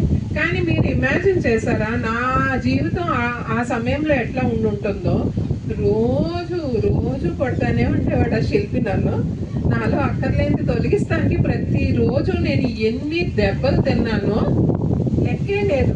అన్ని దెబ్బలు తిన్నా కూడా నేను ఓర్చుకొని ఓర్పుగా కూర్చున్నాను కనుక ఇవాళ నేను పూజలు అందుకునే స్థితికి నేను వచ్చాను. కొంచెం ఓర్పు ఉంటాడేమో, అప్పుడప్పుడు తొక్కబడుతున్నాడు, అప్పుడప్పుడు మొక్కబడుతున్నాడు, కానీ ఓర్పే లేని వాళ్ళ పరిస్థితి ఏంటి, అప్పటికి అమ్మాయ బయటపడిపోయాం అనుకున్నా ప్రతిరోజు అతనిలో మార్పు వచ్చే వరకు దెబ్బలు తింటూనే ఉంటాడు. మన కథ కూడా అంతే అండి. మనలో కొంచెం మన జీవితంలో కష్టాలు వచ్చినప్పుడు కొంచెం ఓర్పు మన దగ్గర ఉంటే మనం కూడా ఆ లోపల దేవుడి విగ్రహం లాగా పూజించే స్థాయి కంటే వచ్చి మనకి దండలేసేసి అభిషేకాలు చేస్తారని కాదు, గౌరవనీయమైన స్థాయికి మనం కూడా ఎదుగుతాం. లేదు మనలో ఓర్పు లేదు అంటే ఆ గడప రాయికి మళ్ళీ అప్పుడప్పుడు మన జీవితంలో అవమానాలు ఉంటాయి, మానాలు ఉంటాయి, కానీ అస్సలు నా వల్ల కాదు నేను చేయలేను అని ఒకసారి మనం చేతులు ఎత్తి చూడండి. ప్రతిరోజు ఏదో రకంగా ఎక్కడో చోట నుంచి ఎవరో ఒకరితో మనం దెబ్బలు తింటూనే ఉంటాం. ఇదండి మోరల్ ఆఫ్ ద స్టోరీ. మనకి కదా గుర్తు ఉండాలి. సో గురు మార్గంలో పడినప్పుడు చక్కగా ఆ శిల్పి ఎట్లా అయితే ఒక శిల్పాన్ని అందమైన దేవుడు విగ్రహాన్ని చెక్కాడు, అట్లా మనం మన జీవితాన్ని సరెండర్ చేసుకుంటే గురు మార్గంలో మనలో అక్కర్లేనంటూ తొలగిస్తూ ఆయన కూడా మనని కూడా ఒక ఉన్నతమైన స్థితికి గురువు తీసుకొస్తాడు అన్నది మనకి అర్థం అవ్వాలి మాస్టర్స్. సో ఇలా మనం చెప్పుకుంటే మాస్టర్స్ ఒక గురువు గురించి, గురుతత్వం గురించి ఎన్ని విషయాలు ఉంటాయో. ఫస్ట్ మనం అనుకున్నాం ఆయన స్పర్శ ద్వారా ఒక చెయ్యి అందిస్తే, లేదా మనం ఒక చూపు ద్వారా చెప్పుకున్నాం అనుకుంటా, చూపు ద్వారా ఆయన అందిస్తారు అనుకున్నాం. తర్వాత నెక్స్ట్ ఏంటంటే ఒక గురువు మనకి ఎనర్జీస్ అందించేది స్పర్శ ద్వారా. దీనికి ప్రతి ఒక్కరికి ఎక్స్పీరియన్స్ ఉంటే ఉంటుంది. పత్రి గారు ప్రతి ఒక్కరికి షేక్ హ్యాండ్ ఇచ్చేవారు. ఆ షేక్ హ్యాండ్ ఇచ్చే క్రమంలో మనం కూడా ఆరాట పడేవాళ్ళం. సార్ నుంచి ఎనర్జీస్ ట్రాన్స్ఫర్ అవుతాయి అని చెప్పి మనకు ఆరాటం ఉండేది. ఇక్కడ మనకి అర్థం కావాలి మాస్టర్స్, ఎప్పుడు కూడా ఎనర్జీస్, హయ్యర్ ఎనర్జీస్ని లో వైపుకి ప్రసరిస్తాయి. మనం ఎప్పుడైతే హయ్యర్ ఎనర్జీస్ వాళ్ళ సమక్షంలో ఉంటామో వారి దగ్గర నుంచి మనకి ఎనర్జీస్ వస్తాయి. అలా వచ్చిన ఎనర్జీస్ ఇప్పుడు ఏదైతే ఆయన ట్రాన్స్ఫర్ చేస్తున్నారో ఈ లోవర్ ఎనర్జీస్ ఆయన రిసీవ్ చేసుకుంటారు. సో మనలో సరికాంది ఏదైతే ఉందో అది ఆయన రిసీవ్ చేసుకునేవారు. ఈ సత్యం ఎవరికి పెద్దగా తెలియదు. మనం ఏంటంటే గురువుగారిని తాకితే చాలు, అది కూడా ఆయన అవకాశం ఇస్తున్నారు కనుక. ఎప్పుడైనా గుడికి వెళ్ళి చూడండి, పూజారులు తాకినేస్తారేమో తాళ్ళు, అంత దూరం పెడతారు. ఎందుకంటే మనలో ఉన్న నెగిటివిటీ వాళ్ళకి వెళ్ళిపోతుందేమో, లేదా వాళ్ళ తపశక్తి, వాళ్ళ మంత్రశక్తి ద్వారా ఏదైతే ఎనర్జీ ఉందో అది ట్రాన్స్ఫర్ అవుతుందన్న భయం వాళ్ళకి ఉంటుంది. మరి ఈ మహానుభావుడు ఏంటంటే ఎంత కొన్ని వేల మంది ఉండా ప్రతి ఒక్కళ్ళకి ఆయన అందించేవారు. సో మనకు కనిపించే పిక్చర్ ఇదండి. స్క్రీన్ వెనకాల ఏం జరిగేది అన్నది కూడా తెలుసుకోవాల్సిన అవసరం ఉంది. వాళ్ళు మనం ఆయన గురించే చెప్పుకుంటున్నాం కదా. మాకు తెలుసు, మేము ప్రత్యక్ష సాక్ష్యం, కొంతమంది ఇక్కడ వాళ్ళకి తెలిసే ఉంటుంటుంది. బట్ నాకు తెలిసిన అనుభవం చెప్పినాను. పత్రి సార్ నలుగురిలో తిరిగినప్పుడు ప్రతి ఒక్కరికి ఆ ఎనర్జీస్ ఇస్తున్నట్టు ఆయన షేక్ హ్యాండ్ ఇచ్చినాక అందరూ వెళ్ళిపోయినాక ఎంత అవస్థ పడేవారంటే నమ్మరు మీరు. లిటరల్గా ఆయన బాడీ అంతా పచ్చి పుట్టులాగా ఎంత పెయిన్స్ అంటే అదంతా ఆయన అనుభవిస్తాం. మేము మా కళ్ళతో మేము చూసాం. అందరూ వెళ్ళిపోయినాక పాపం చాలా అవస్థపడేవారు. కొంతమంది మేము సార్ కాళ్ళు నొక్కమా అంటే నొక్కనే ఇచ్చేవారు. అంటే ఎనర్జీ స్థాయిలో కొంచెం హైగా ఉన్న మాస్టర్స్ ద్వారా కొంత ఆయన తొలగించేవారు. మనాళ్ళు కాళ్ళు నొక్కడానికి కూడా ఎనర్జీ కోసమే వెళ్ళి నొక్కేవాళ్ళు చాలామంది. కానీ అక్కడ రెండు రకాలుగానూ జరిగాయి. ఎవరికైతే ఎనర్జీ అవసరమో ఇచ్చేవారు, కానీ వర్క్ పరంగా చేసేవాళ్ళు, ధ్యానపరంగా హయ్యర్ ఎనర్జీస్లో ఉంటాళ్ళ ద్వారా ఆయన కూడా ఎనర్జీ తీసుకుంటూ ఆ పెయిన్స్ కొంత ఆయన రిలీజ్ చేసేవారు. ఇంతవరకు ఒక ప్రాసెస్ అయితే తర్వాత నీళ్లు పెట్టించుకునేవారండి, వేడి నీళ్ళు. ఎంత మసిలే నీళ్ళు అంటే మనం ఇలా ఏది పెడితే మన తోళ్ళంతా కూడా వచ్చేస్తుందండి. అంతా మసిలే నీళ్ళతో ఆయన స్నానం చేసేవారు. అందరికీ తీస్తున్నారు కదా, అదంతా వదిలిస్తానికి మరి ఆ బాడీ ఎలా తట్టుకునేది భగవంతుడికే తెలవాలి. అంత వేడి నీళ్ళతో స్నానం చేసి అదంతా కూడా చేసినాక కాసేపటికి మళ్ళా పొద్దున్నే ఎంత ఫ్రెష్గా వచ్చేవారో అంత ఫ్రెష్గా తిరిగేసారు. ఇక్కడ మనకు అర్థం కావాలండి, గురువు ఈయన మామూలు గురువు అయితే కాదండి. ఇక్కడ కూడా మళ్ళీ నేను రిలేట్ చేస్తాను. ఎందుకంటే నాకు ప్రస్తుతం నేను సీతాయనం నడుపుతున్నా కనుక అక్కడ కూడా నేను మాతది ఇలాగే చూస్తాను. మాత ఎవరి దగ్గరికన్నా వెళ్ళినప్పుడు వాళ్ళల్లో ఏదన్నా ఉంది నెగిటివిటీ అంటే అది తీసుకొని ఆవిడ చాలా అవస్థ పడేదనంగానే నాకు పత్రి సారే గుర్తొచ్చారు. ఎందుకంటే ఆయన్ని మనం ప్రత్యక్షంగా చూసాం. మాతదంటే కదా ఇప్పుడు చదువుతున్నాం, కోరిలేట్ చేసుకోగలుగుతున్నాం. ఇదే కదా మన సార్ కూడా చేసింది అన్నది. సో ఆ సమయంలో మాత ఏదైతే చేశారో మనకి పత్రి గారు ఇప్పుడు అదే చేశారండి. ఎందుకంటే ఆయనతో ట్రావెల్ చేసిన వాళ్ళకి అర్థమవుతుంది ఆయన ఏం చేశారు అన్నది. ఆయన ఎంతో అవస్థ అండి. ఇప్పుడు మనం వెళ్తాము గంగా నదిలో వెళ్ళి స్నానం చేస్తాము, లేదా ఇంకా వేరే ఏదైనా నదుల్లో స్నానం చేసినప్పుడు ఆ పాప ప్రక్షాళన అన్న మాట వాడతారు అందరూ కూడా, అది వాస్తవం. అలా అని చెప్పి మన పాపాలు అన్నీ కడిగే పడతాయి అని నేను అన్నా. పాపం అయితే డెఫినెట్గా గంగామాత మన షేర్ అయితే కొంత తీసుకుంటుంది. నేను మనలాంటి వాళ్ళు ఎన్ని కోట్ల మంది అండి వెళ్ళిపోయి మునిగేస్తాం, మందంతా వెళ్ళి ఆవిడకి వదిలిచ్చేస్తాం. ఆమె ఏమైపోవాలండి, ఆవిడ ఒక దేవతా స్త్రీయే కాదను. బట్ ఒక్కసారి మనకి మన అండర్స్టాండింగ్ లెవెల్, మన అవగాహన లెవెల్ అక్కడ దాకా వెళ్ళాలి. అరే మీ పాపాలను ప్రక్షాళన చేసుకోవడానికి వెళ్ళి గంగలో మునిగి రండి అంటే టక్మంటే వెళ్ళిపోతాం, మునిగేస్తాం, మన చెత్త అంతా తీసుకెళ్ళి అక్కడ వదిలిచ్చేస్తాం. కానీ ఆమె పరిస్థితి ఏంటి అని అర్థం చేసుకునే స్థితి కూడా మనకి రావాలండి. కొంతమంది యోగులు, ఇప్పుడు కుంభమేళా తెలుసు కదండి అందరికీ. కుంభమేళాలో అక్కడ నాగా సాధువులు, హిమాలయాల నుంచి ఎంతోమంది యోగులు వస్తారు. సో వాళ్ళ పని ఏంటంటే మాత యొక్క బాధని, మాత యొక్క పెయిన్ ఏదైతే తీసుకుంటుందో ఆవిడ అందరి దగ్గర నుంచి అదంతా క్లీన్ చేసే బాధ్యత వాళ్ళు పట్టుకుంటారండి. ఊరికే రారు ఆ కుంభులకి. కొన్ని కోట్ల మంది వెళ్ళి వాళ్ళ చెత్తని, వాళ్ళ నెగిటివ్ ఎనర్జీస్ని ఎప్పుడైతే మాతలోకి వదులుతామో ఆమె కూడా తట్టుకునే దీంట్లో ఉండాలి కదండి.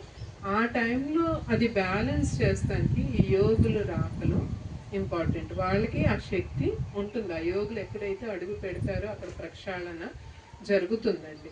సో అట్లా వాళ్ళు షేర్ చేసుకుంటారు మాత ఇది. ఇప్పుడు మన సొసైటీలో కూడా అలాంటి వాళ్ళు ఉంటారండి. ఎందుకంటే పత్రి సార్ ఏమనేవారు, మీరందరూ యోగులే అనేవారు. అది మనకి జీర్ణం అవడానికి సమయం పడుతుంది మనం. కానీ ఆయన ఇలా సంబోధించేటప్పుడే my dear friends, masters and my dear gods అనేవారు. ఇక్కడ ఉన్న యోగులందరికీ నా నమస్కారం అనేవారు ఆయన. ఒక్కొక్కసారి ఎక్కడ యోగులు ఉండారా అని మన బోటాలు వెతుక్కునేవాళ్ళం. ఎందుకంటే మన ఊహా చిత్రంలో యోగులు అంటే కాషాయము అలాంటి వాళ్ళే కదా. బట్ ఆయనకి తెలుసు సోల్ పరంగా ఇక్కడ ఉంటాలో కూడా చాలా మంది యోగులు ఉంటారు అన్న సంగతి తెలుసు. సో ఇలాంటి యోగులు ధ్యానం చేసేవి మన ధ్యాన శక్తితో, మన తత్వ శక్తితో మనం ఎప్పుడైతే నదుల దగ్గరికి వెళ్తామో, నదీ స్నానాలు చేస్తామో అక్కడ కూడా మ్యూచువల్ జరుగుతుందండి. మనం కూడా నదీ మాతకు కూడా మనం వినియోగపడతాము అన్నది కూడా మనకి అర్థం కావాలండి. ఎందుకంటే ఐ డోంట్ నో నేను చెప్పొచ్చు చెప్పకూడదు. ఇక్కడే బందర్లోనే నా ఎక్స్పీరియన్సే షేర్ చేస్తాను. మేము ఒకసారి బీచ్కి వచ్చాం, బందర్ బీచ్కి వచ్చినప్పుడు మేము గ్రూప్ ఒక 9 మంది కలిసి వచ్చాం. యాక్చువల్గా ఎందుకు వస్తున్నామో తెలియదు, ఏమో సముద్రుడు ఎందుకు తీసుకుంటున్నాడు, పదండి ఎంజాయ్ చేస్తాం, బీచ్ అంటే ఎంజాయ్మెంటే కదా అని చెప్పి వచ్చాము. వచ్చినాక అంటే వేరే పర్పస్ మీద వచ్చి ఇటు వచ్చాము సముద్రం దగ్గరికి. వస్తే స్నానాలకి బట్టలు అయ్యని ఏం తెచ్చుకోలేం, మునగొద్దు బట్ వెళ్దాం మనం కాళ్ళు చేతులు అంతవరకు అనుకొని దిగి. మేము జనరల్గా మన ధ్యానానికి ఎలా అలవాటు, సముద్రంలో కానీ నదుల్లో కానీ వెళ్తే గ్రూప్ అంతా అలా కూర్చొని ధ్యానం చేస్తాం అందరం కూడా. మేము ఆ రోజు రెడీగా లేము, మా బట్టలు తడుపుకోవడానికి మేము సిద్ధంగా లేము. ఎందుకంటే మేము ఎక్స్ట్రా ఏమి తెచ్చుకోవాలి, నుంచోనే చేద్దామని చెప్పి ఇలా సెమీ సర్కిల్ లాగా అందరూ చేతులు కట్టుకొని నుంచొని కాసేపు సూర్యుడికి అభిముఖంగా మేము ధ్యానం చేస్తూ నుంచుందాంలే ఒక 5 minutes 10 minutes అని నుంచున్నాం. ఒక 10 నిమిషాలు అయినాక ఓకే అన్నాక ఆ దృశ్యం చూస్తే యూ వోంట్ బిలీవ్ అంటే మేము ఎంత లెక్క నుంచొని ఉంటామో అంత లెక్క కాకుండా అటంతా కూడా సముద్రుడు ఎంతో క్లీన్గా ఉండాడు, ఇటువైపు కూడా ఉండాడు. కానీ మేము నుంచోనంత లెక్క డ్రైనేజీ నీళ్ళలాగా నల్లటి, ఎంత నల్లగా ఉందంటే అసలు మొత్తం డ్రైన్ వాటర్ అంతా తీసుకొచ్చి మాకే పడేశారా అన్నట్టుగా మొత్తం మేము నుంచొని లెక్క అంతా అదే.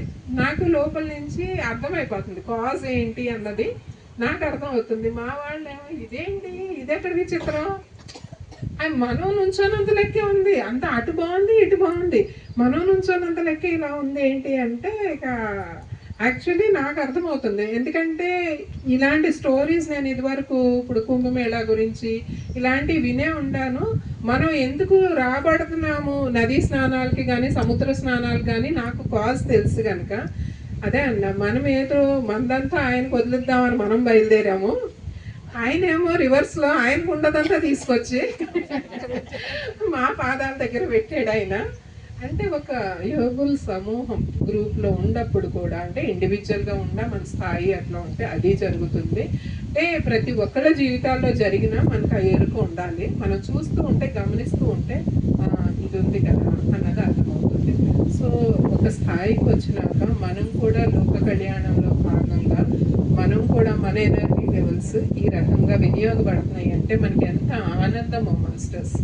సో ఇలాంటి ఎన్నో అనుభవాలు ఉంటాయండి. మన నంద్యాల నుంచి వైదేహి మేడం అనుభవం మీలో వినే ఉంటారు ఎవరన్నా. ఆవిడ ఒకసారి రిషికేష్ వెళ్ళారు. రిషికేష్ వెళ్ళి గంగా నది గట్టు దగ్గర కూర్చొని ఒక పాదం గంగలో పెడుతుంది ఆవిడ. గంగలో పెట్టినప్పుడు ఆవిడికి వాయిస్ వినిపిస్తుంది, ఒక వాయిస్, థ్యాంక్స్, కృతజ్ఞతలు అన్న ఒక వాయిస్ వినిపిస్తుంది.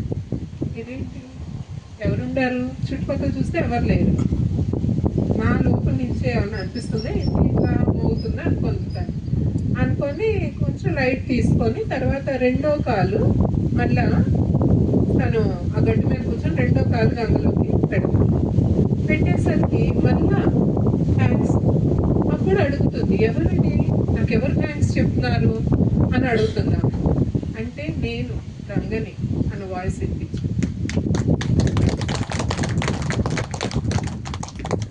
ఆవిడ ఆశ్చర్యం, ఏంటి గంగ ఏంటి నాకు థ్యాంక్స్ చెప్పడం ఏంటి, నేను వచ్చి ఆవిడలో స్నానం చేద్దాం అనుకుంటే ఆమె నాకు థ్యాంక్స్ చెప్తాను ఏంటి అని.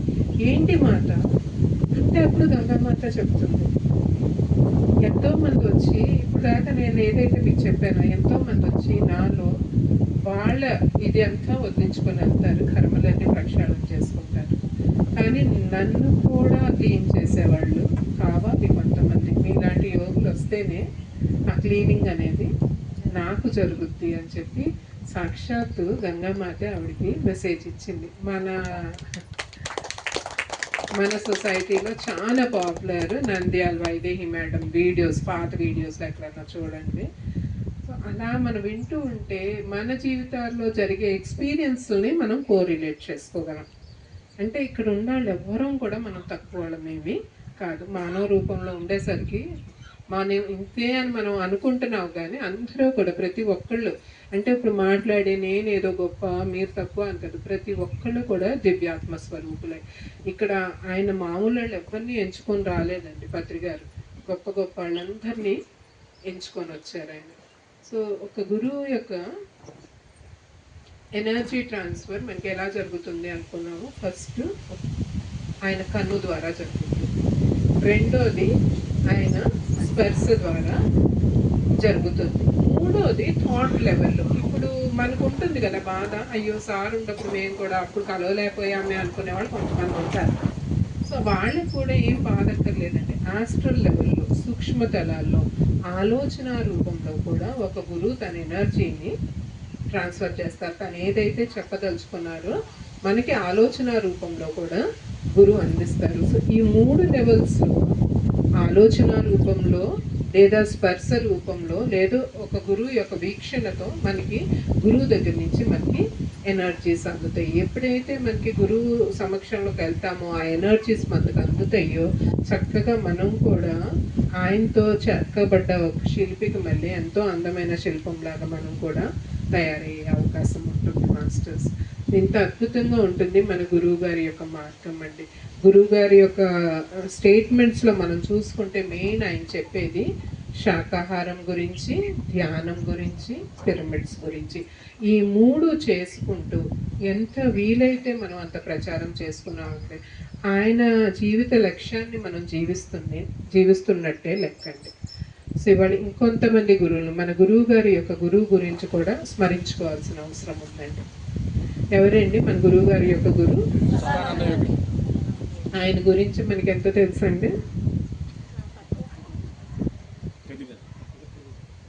పెద్దగా యాక్చువల్లీ మన సొసైటీలో పెద్దగా ఆయన న్యూస్ ఏం లేదు. ఆయన ఒక అరేబియన్ గురు, అక్కడి నుంచి వచ్చారు అని చెప్పుకుంటారు. బట్ ఆయన లక్ష్యం ఏంటంటే అరేబియాలో పుట్టి చిన్నప్పుడే ఆయన్ని ఇక్కడ బర్మా తీసుకొచ్చేసారు అన్న సంగతి మనకు అర్థమవుతుంది.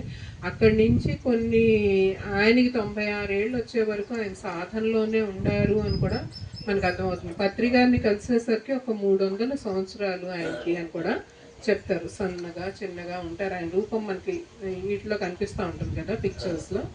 అలా ఉన్న ఆ గురువు మొత్తం భారతదేశం అంతా తిరుగుతూ తాను పొందిన ఆత్మజ్ఞానాన్ని ఆయన అందిస్తూ వచ్చి కర్నూలులో క్యాంప్ వేశారు. అది ఎవరి కోసం? ఒక శిష్యుడి కోసం. అంటే ఈ శిష్యుడు ఇంకా అప్పటికి తయారవ్వకముందే గురువు వచ్చి కూర్చున్నారు.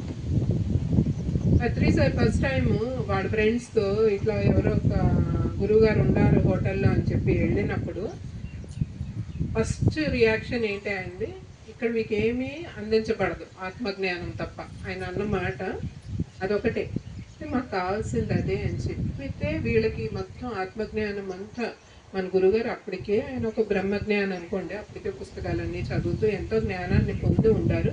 బట్ ఆయనకి దిశానిర్దేశం చేసింది మాత్రం సదానంద అయ్యర్ గారు. ఎందుకంటే ఒక గురువు లేకపోతే మార్గం అనేది ఏర్పడదు. మన దగ్గర జ్ఞానం ఉండొచ్చు బోల్డ్ అంతా, కానీ ఆ పాత్ చూపించింది అంటే నువ్వు భూమి మీదకి వచ్చింది ఈ పర్పస్ మీద అన్నది చెప్పారు. ఆయన చెప్పింది ఆనాపాన సతిని ప్రమోట్ చేయమని, శ్వాస మీద ధ్యాస అంటే ధ్యానం గురించి చెప్పమని, శాకాహారం గురించి చెప్పమని, ఈ 2 ఇన్స్ట్రక్షన్స్ క్లియర్గా వచ్చింది. ఎక్కడి నుంచి?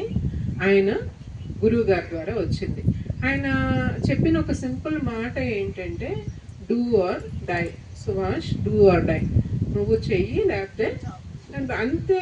ఏదన్నా పని ప్రాజెక్ట్ మనం మొదలు పెట్టాము అంటే అంత పట్టుదలతో మనం చేయాల్సిన అవసరం ఉంది. ఏదో చేసాంలే కుదురు మన వీళ్ళని బట్టి అట్లా కాదు, పట్టుదల ఖచ్చితంగా ఉండాలి. మనం లైఫ్లో సక్సెస్ అవ్వాలి. ఈ ఆధ్యాత్మిక మార్గంలో కూడా మనం చేసే ధ్యానాల్లో కూడా మనకి రిజల్ట్స్ కనపడాలి అంటే ఎంతో పట్టుదలతో ధ్యానం చేస్తే తప్ప, మనం రోజు చేస్తున్నాంలేండి, రోజుకో గంట చేస్తున్నాం. మేము సత్సంగాలు ఎక్కడైనా పెట్టినప్పుడు ఇల్లు వస్తామండి, చక్కగా టిఫిన్లు ఏర్పాట్లు చేస్తారు, భోజనాలు ఏర్పాట్లు చేస్తారు, అన్నీ ఉంటాయి. అలా కాలక్షేపంలా కాకుండా నిజమైన ఎదుగుదల మనకి కావాలి అంటే ఈ ధ్యాన సాధన కూడా మనం పెంచుకోవాల్సిన అవసరం ఉంది. డీప్ సాధనలకి ప్రిఫరెన్స్ ఇవ్వండి. ఎక్కడైతే ఈ ధ్యాన మహాచక్రాలు జరుగుతున్నాయో అట్లాంటి చోటికి వెళ్ళండి. మనం ఈ సంవత్సరం అంతా చేసిన సాధన ఒక ఎత్తు, ధ్యాన మహాచక్రాల్లో 5 రోజులు 10 రోజులు మనం ఉంటే మన ఎనర్జీ లెవెల్స్ ఇంకో రేంజ్కి వెళ్ళిపోతాయి. వీలైతే మౌన సాధనలు చెయ్యండి. అంటే మన గురువు గారు ఏవైతే ఆచరించారో అవన్నీ మనం చెయ్యొచ్చండి. నేను మౌనం గురించి కూడా మీకు చెప్తాను. పత్రి సారు 1 సంవత్సరం మౌనం పాటించారు. మనం ఒక రోజు పాటించగలమా? సరిగ్గా సరి అయిన మౌనం మనం ఒక రోజు పాటించగలమా? కష్టం. ఎందుకంటే మాట్లాడటం ఈజీ, ఇంకేదైనా ఈజీ, కానీ నోరు మూసేసుకొని కూర్చోమంటే కష్టం. కొన్ని కాసేపు ప్రయత్నంతో చేస్తాం. ప్రయత్నంతో చేసినా ఏం చేస్తాం? Half of the day cycle చేసేస్తాం, పేపర్ మీద రాసేస్తాం, ఇట్లా విసుక్కుంటాము. ఎందుకు? మనం చెప్పింది మనం ఆడే డంషరాడ్ అవుతాళ్ళకి అర్థం కావట్లా, వాళ్ళు విసుక్కోవడం ఇవన్నీ సరిపోతూ ఉంటాయి. సో మౌనం ప్రాక్టీస్ చేయండి అమ్మా. మౌనం చేసినప్పుడల్లా ఇంటెన్స్ మౌనం. మనకి విపස්සన వాళ్ళు ఎట్లా అంటారంటే ఆర్య మౌనం అంటారు. మనుషులు ఇంకా కూడా చూడకూడదు. మనిషితో కళ్ళు కాంటాక్ట్ ఉందనుకో ఏదో ఒకటి వచ్చేస్తుంది ఆలోచన, చెప్పేయాలి. తలకాయ దించుకొని నడవండి, తలకాయ దించుకొని వెళ్ళండి, వీలైనంత వరకు ఎవరితో మాట్లాడుకొని ఉండే ప్రయత్నం చేయాలి. వీలైనంత మనం మౌన ధ్యానం అనుకున్నప్పుడు ఎవరితో మాట్లాడకుండా వీక్లీ వన్స్ ప్రాక్టీస్ చేయండి. ఇంట్లో అయినా సరే ముందే ప్రిపేర్ చేసేయండి ఇంట్లో వాళ్ళని. ఇవాళ నేను మౌనం లేదు, నాకు ఇంట్లో కుదరట్లేదండి అని అనుకుంటే మౌన ధ్యానం సెంటర్స్ ఎక్కడన్నా 3 రోజుల పాటు పెడుతున్నారు అనుకుంటే వెళ్ళిపోండి. ఫోన్లు ఇంట్లో పడేయండి. 3 రోజులు ఫోన్ మన చేతిలో లేకపోతే ఎంత ప్రశాంతం, సగం మన బుర్ర ఖాళీ అయిపోతుందండి దాంతోనే, ఆ ఫోన్లు లేకపోతే. అలాంటి ప్లాట్ఫామ్స్ ఉన్న దగ్గర ఉపయోగించుకోండి.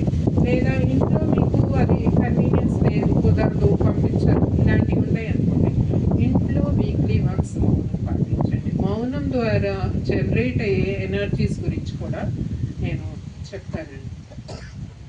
గుడివాడలో ఒకసారి ఇలాగే మేము మౌన ధ్యానం కండక్ట్ చేసాము. చేసినప్పుడు 3 రోజులు 30 గంటలు ధ్యానం, రోజుకు ఒక 10 గంటలు ధ్యానం.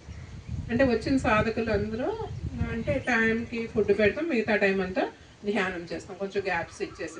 అంటే రోజు 10 గంటలు కంటిన్యూస్గా కాదు, 3 గంటలు అట్లా పెట్టుకొని చేసిన క్రమంలో నాకు ఒక విజన్ వచ్చింది. దాన్ని షేర్ చేసుకుంటా.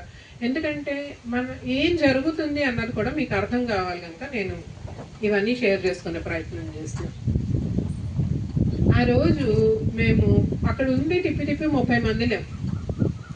అంటే పెద్ద నంబర్స్ ఏం లేదు, 30 మంది కలిసి ధ్యానం చేస్తుంటే వచ్చిన విజన్ ఎట్లా వచ్చిందంటే తండోపతండాలుగా జనాలు వచ్చేస్తున్నారు. ఎక్కడి నుంచి వస్తున్నారో అర్థం కాదు. అసలు ఆ ప్రాంగణం మొత్తం పిరమిడ్ ప్రాంగణం అంతా నిండిపోయింది. ఆ చుట్టూతో ఉన్న ఖాళీ గ్రౌండ్స్ అంతా కూడా నిండిపోతున్నాయి. జనాలు డిఫరెంట్ ఏజ్ గ్రూప్స్, చిన్నాళ్ళు, పెద్దాళ్ళు, ముసలివాళ్ళు, పసిపిల్లలు అందరూ వచ్చేస్తున్నారు. వచ్చేస్తున్నారు. ఎక్కడి నుంచి వస్తున్నారో అర్థం కావట్లేదు. వాళ్ళందరినీ కూర్చోబెడటానికి మేము సతమతం అయిపోతున్నాం. ఇదంతా విజన్, నిజంగా జరిగింది కాదు. అంటే అలా వాళ్ళందరినీ ఎలాగోలా అందరినీ కూర్చోబెట్టాం ఆ ధ్యానంలో.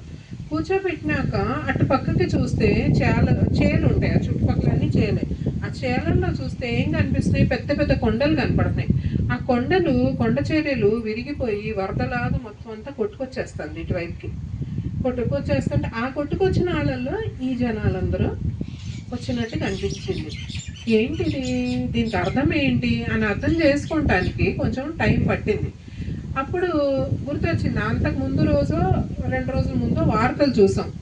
కేరళ వాయనాడులో ల్యాండ్ స్లైడ్స్ జరిగినాయి. ఎంతోమంది కొండ చేతులు విరిగి ఎంతోమంది ప్రాణాలు పోగొట్టుకున్నారు అన్న వార్త విన్నాం.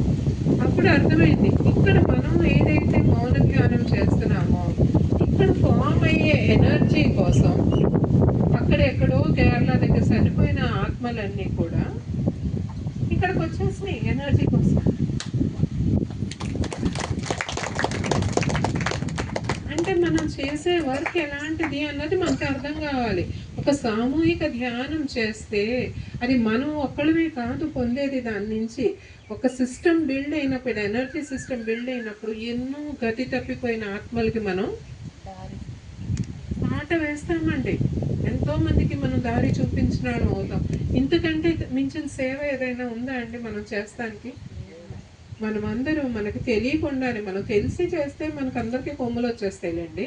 తెలియకుండా మన చేత మాస్టర్స్ ఇవన్నీ కూడా చేయించుకుంటున్నారు. ఇది అర్థమైతే ఎంత ఆనందమో. అసలు ఈ మార్గంలో ఎన్ని జన్మల పుణ్యఫలం ఉంటే తప్ప మనం ఈ మార్గంలో అడుగు పెట్టలేము. మనం అడుగుకి చేసే వర్క్స్ అన్ని ఇలాంటి వర్క్స్ చేస్తున్నాం మాస్టర్స్. నేను ఒక 10 నిమిషాలు మీకు బ్రేక్ ఇస్తాను. చాలా స్ట్రెయిన్ అయిపోయిన ఇది కనపడతాను. ఒక 5 నిమిషాలు ధ్యానం చేసినా మాస్టర్స్ తర చక్కగా కళ్ళజోళ్ళు ఉండాలి. అందరూ కళ్ళజోళ్ళు తీసేయండి. చేతులు 2 క్రాస్ చేసుకున్నాం. వేళ్ళల్లో వేళ్ళు పెట్టుకుని కాళ్ళు 2 క్రాస్ చేసుకుని సహజంగా జరుగుతుంది. మీ ప్రతి శ్వాసని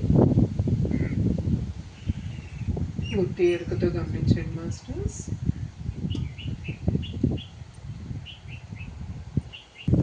బాగా కూర్చున్నారండి. విని అలసిపోయారో ఏమో తెలియదు కానీ. సో ఇప్పుడు మనం లాస్ట్ హాఫ్ అన్ అవర్, ఇంచుమించు అరగంట పైన ఎంతోమంది మాస్టర్స్ని ఇన్వైట్ చేసుకుంటూ వాళ్ళ కాన్షియస్నెస్తో కనెక్ట్ అవుతూ ధ్యానించాము. సో వారి గురించి కూడా మనం కొంచెం చెప్పుకుంటూ వాళ్ళ దగ్గర నుంచి మనం నేర్చుకోవాల్సిన పాఠం ఏంటో కూడా నేర్చుకునే ప్రయత్నం చేద్దాం మాస్టర్స్. ఎందుకంటే ఆల్రెడీ మనం వాళ్ళకి కనెక్ట్ అయ్యే ఉంటాం కాన్షియస్నెస్ లెవెల్లో. పిల్లారెప్ప గురించి ఎప్పుడన్నా విన్నారండి?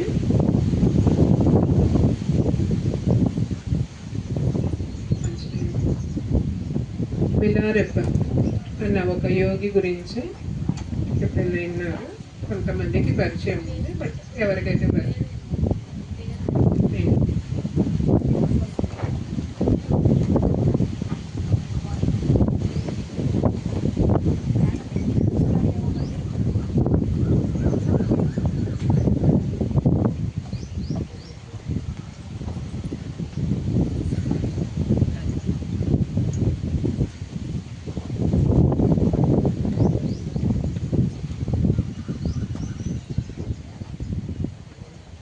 ఒక గొప్ప టిబెటియన్ యోగి పిల్లారెప్ప.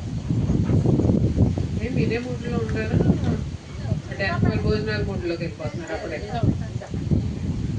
అంటే చిన్నగా మనం వాళ్ళ కొంతమంది గురువులు పరిచయం చేసుకుందాము. వాళ్ళు ఏం వర్క్ చేస్తారు, ఎట్లా అన్నది తెలుసుకునే ప్రయత్నం చేద్దాం. అతను టిబెట్ దగ్గర ఒక చాలా సంపన్న కుటుంబానికి చెందిన వ్యక్తి పిల్లారెప్ప. చాలా షార్ట్గా అతని స్టోరీ చెప్తాను, ఎలా సర్కమ్స్టెన్సెస్ ఎట్లా మారినాయి అన్నది. సో అట్లా ఒక గొప్ప సంపన్న కుటుంబంలో పుట్టిన అతను చిన్నప్పుడే వాళ్ళ నాన్నగారు చనిపోతారు. చనిపోయినప్పుడు ఇలా బోర్డింగ్ స్కూల్ కల్చర్ ఉంటుంది కదా, అక్కడికి పంపించేస్తారు వాళ్ళ చిన్న నాన్నగారు. మేము ఇక్కడ అన్నీ చూసుకుంటాంలే, వాళ్ళ అమ్మ చెల్లి ఉంటారు, ఆస్తులు బాగా ఉన్నాయి కదా, మేము వాటన్నిటిని మేము చూసుకుంటాం, నువ్వు వెళ్ళి చదువుకురా అని చెప్పి పంపిస్తారు. అక్కడికి వెళ్ళినాక ఈ పిల్లాడు చదువుకొని కొంచెం పెద్ద తిరిగి వచ్చేసరికి ఈక్వేషన్స్ అన్నీ మారిపోతాయి. వాళ్ళ చిన్నగారు మొత్తం ఆస్తులన్నీ వాళ్ళ దుప్పట్లో పెట్టేసుకొని తల్లిని చెల్లిని సాయంత్రం వాళ్ళ ఇంట్లోనే పని వాళ్ళ కింద మార్చేస్తారు.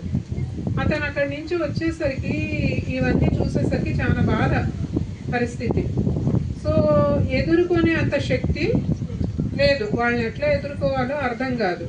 తన ప్రయత్నాలు తను చేస్తాడు, బట్ వీళ్ళని ఎదుర్కోవాలంటే నేను చాలా శక్తివంతుడు అవ్వాలి అన్నది అర్థమయ్యి తను మళ్ళా ఒక గురువు అన్వేషణలోకి వెళ్ళిపోయి క్షుద్ర గురువుల్ని ఎవరినో పట్టుకుంటాడు. అంటే తన మోటివ్ ఏంటి, నేను ఎలా అయినా వీళ్ళని జయించాలి, వీళ్ళని క్యాప్చర్ చేయగలంటే వీళ్ళు ఎంత పవర్ఫుల్, డబ్బు పరంగా అన్ని రకాలుగా వీళ్ళు చాలా పవర్ ఉంది కదా, వీళ్ళని నేను ఇచ్చేయగలగాలి అంటే, వశం చేసుకోగలగాలి అంటే నాకు అంతకంటే శక్తి ఉండాలంటే ఈ శుద్ర పూజలు, అతనికి ఎవరో ఇచ్చిన సజెషన్.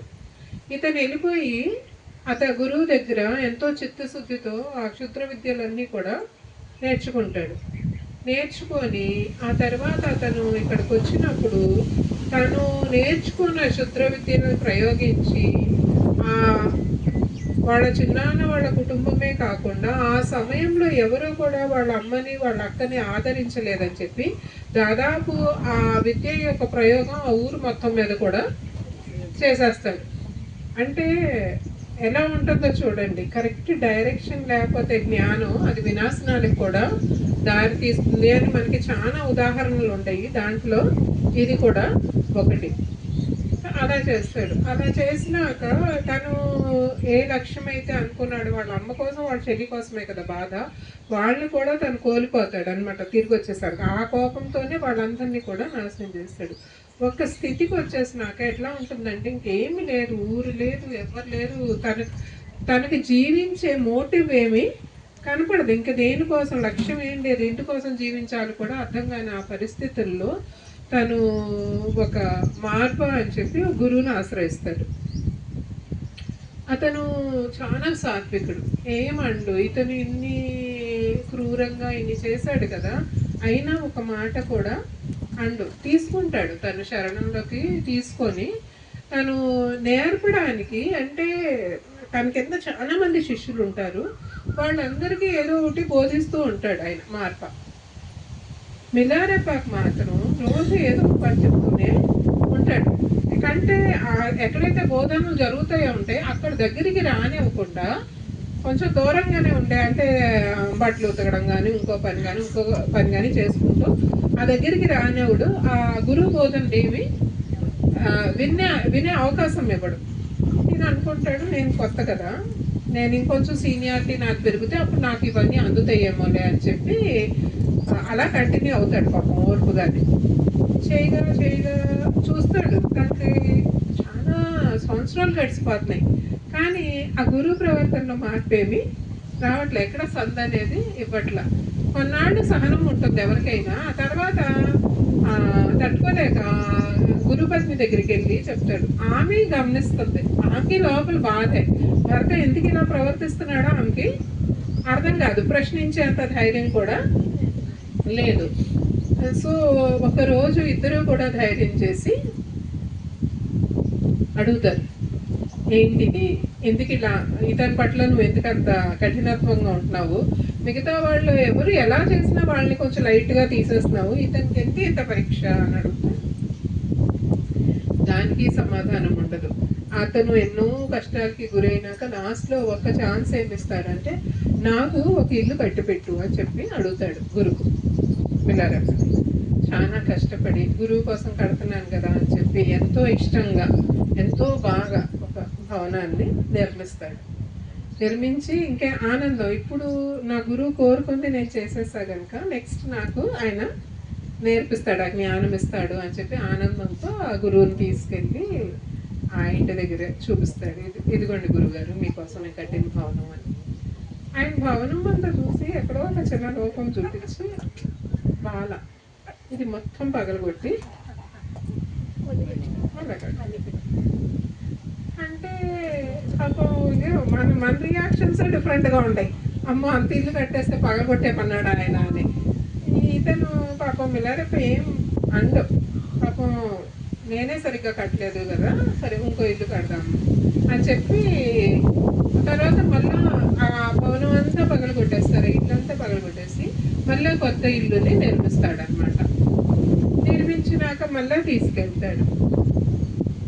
మళ్ళీ సేమ్ స్టోరీ రిపీట్ అవుతుంది. ఆ గురువు గారికి మళ్ళీ అక్కడి నుంచి ఏదో వంట కనపడుద్ది.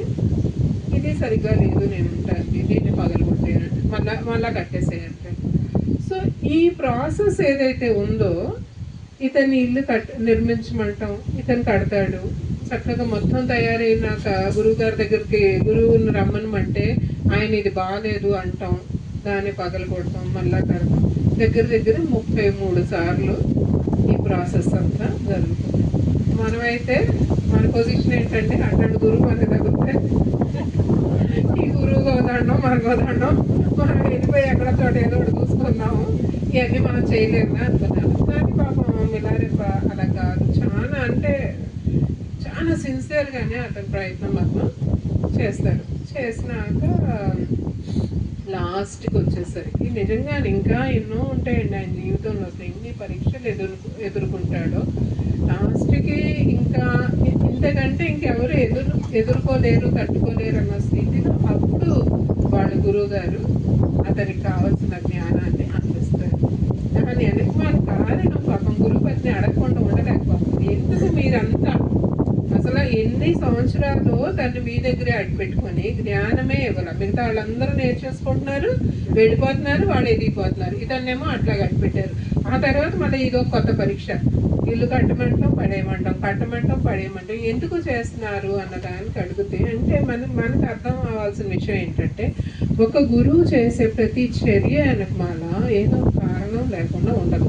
మనకేంటంటే బాహ్యంగా బాబా ఇదేం గురువురా బాబా అన్నట్టు మనకి అనిపిస్తుంది. కానీ ఇతను చేసింది నేను అంతకు ముందు చెప్పాను, వాళ్ళ తల్లి వాళ్ళ చెల్లి కోసం అతను బాధపడి ఏం నేర్చుకున్నాడు, క్షుద్ర విద్య నేర్చుకొని అది కొని వాళ్ళ కుటుంబం వరకే ప్రయోగించకుండా అతని కసి ఎంతంట ఊర్లో ఎవరు కూడా మా వాళ్ళని ఆదరించలేదని చెప్పి ఆ ఊరు మొత్తాన్ని నాశనం చేసేసాడు కదా.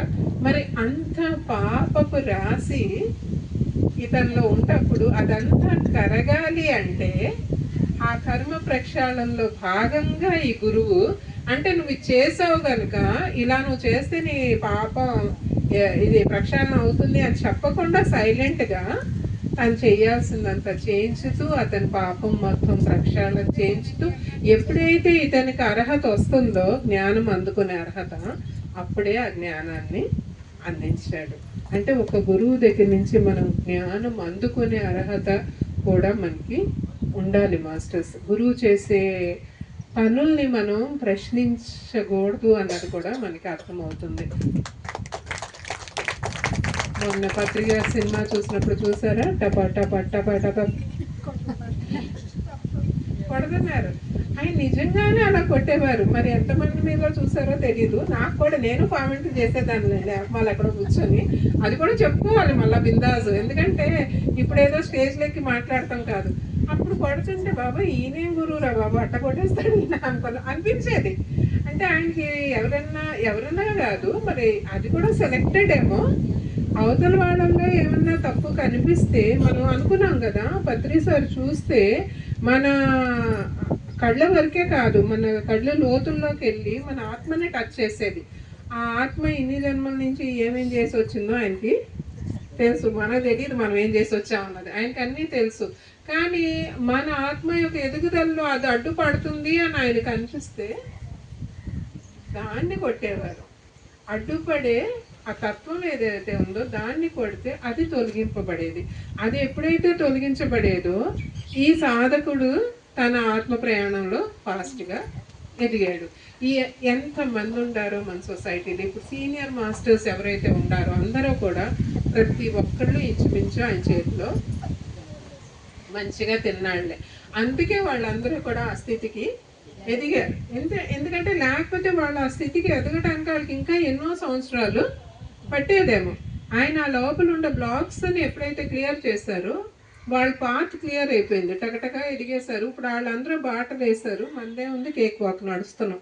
ఇప్పుడు వాళ్ళు ఆ బాట వేయబట్టే మనం ఈజీగా మన నడక ఈజీ అయిపోయింది. ఆ టైంలో వాళ్ళు చాలా కష్టపడ్డారండి సీనియర్స్ అందరూ కూడా. సరే, సీనియర్ మాస్టర్స్ అందరికి కూడా ఒక్కసారి క్లాస్ కొట్టుకున్నాం. ఎందుకంటే ఆ టైంలో పత్రిక ఉగ్ర రూపాన్ని తట్టుకొని వాళ్ళందరూ నిలబడబట్టి తర్వాత ఈ సొసైటీ నెక్స్ట్ జనరేషన్ మన దాకా వచ్చింది. లేదా ఆ టైంలో అందరూ కూడా బాబాయ్ ఈయనేంట్రా బాబు అన్న అలాగే వెనకాల కూర్చొని వాళ్ళు అటు నుంచి అటు వెళ్ళిపోయే వాళ్ళు ఉన్నారనుకో, సొసైటీ ముందుకు సాగే అవకాశం ఉండదు కదా. ఆయన్ని తట్టుకున్నారు, ఆయన దగ్గర పాపం బాగా మంచిగా దెబ్బలు తిన్నారు. బట్ స్టిల్ ఇప్పుడు వాళ్ళ మాటల్లో వినండి, మేము ఎంత అదృష్టవంతులమో సార్ చేతిలో దెబ్బలు తిన్నాము అని చెప్పి కూడా చెప్పుకుంటారనమాట. అట్లా ఒక గురువు ఏదైనా పని చేస్తే ఆ కారణంగా చేయడు అన్నది కూడా మనకు అర్థం అవ్వాలి. ఈ మినారిప్ప చరిత్రలో మనం ఏం చూస్తాము, అతను పాపం ఎన్నిసార్లు ఇల్లు కడతాం చేసినా దాని వెనక మన కారణం ఏంటి, అతని కర్మలన్నీ ఆ రకంగా ప్రక్షాళన చేస్తానికి గురువు తీసుకున్న స్టెప్ అది.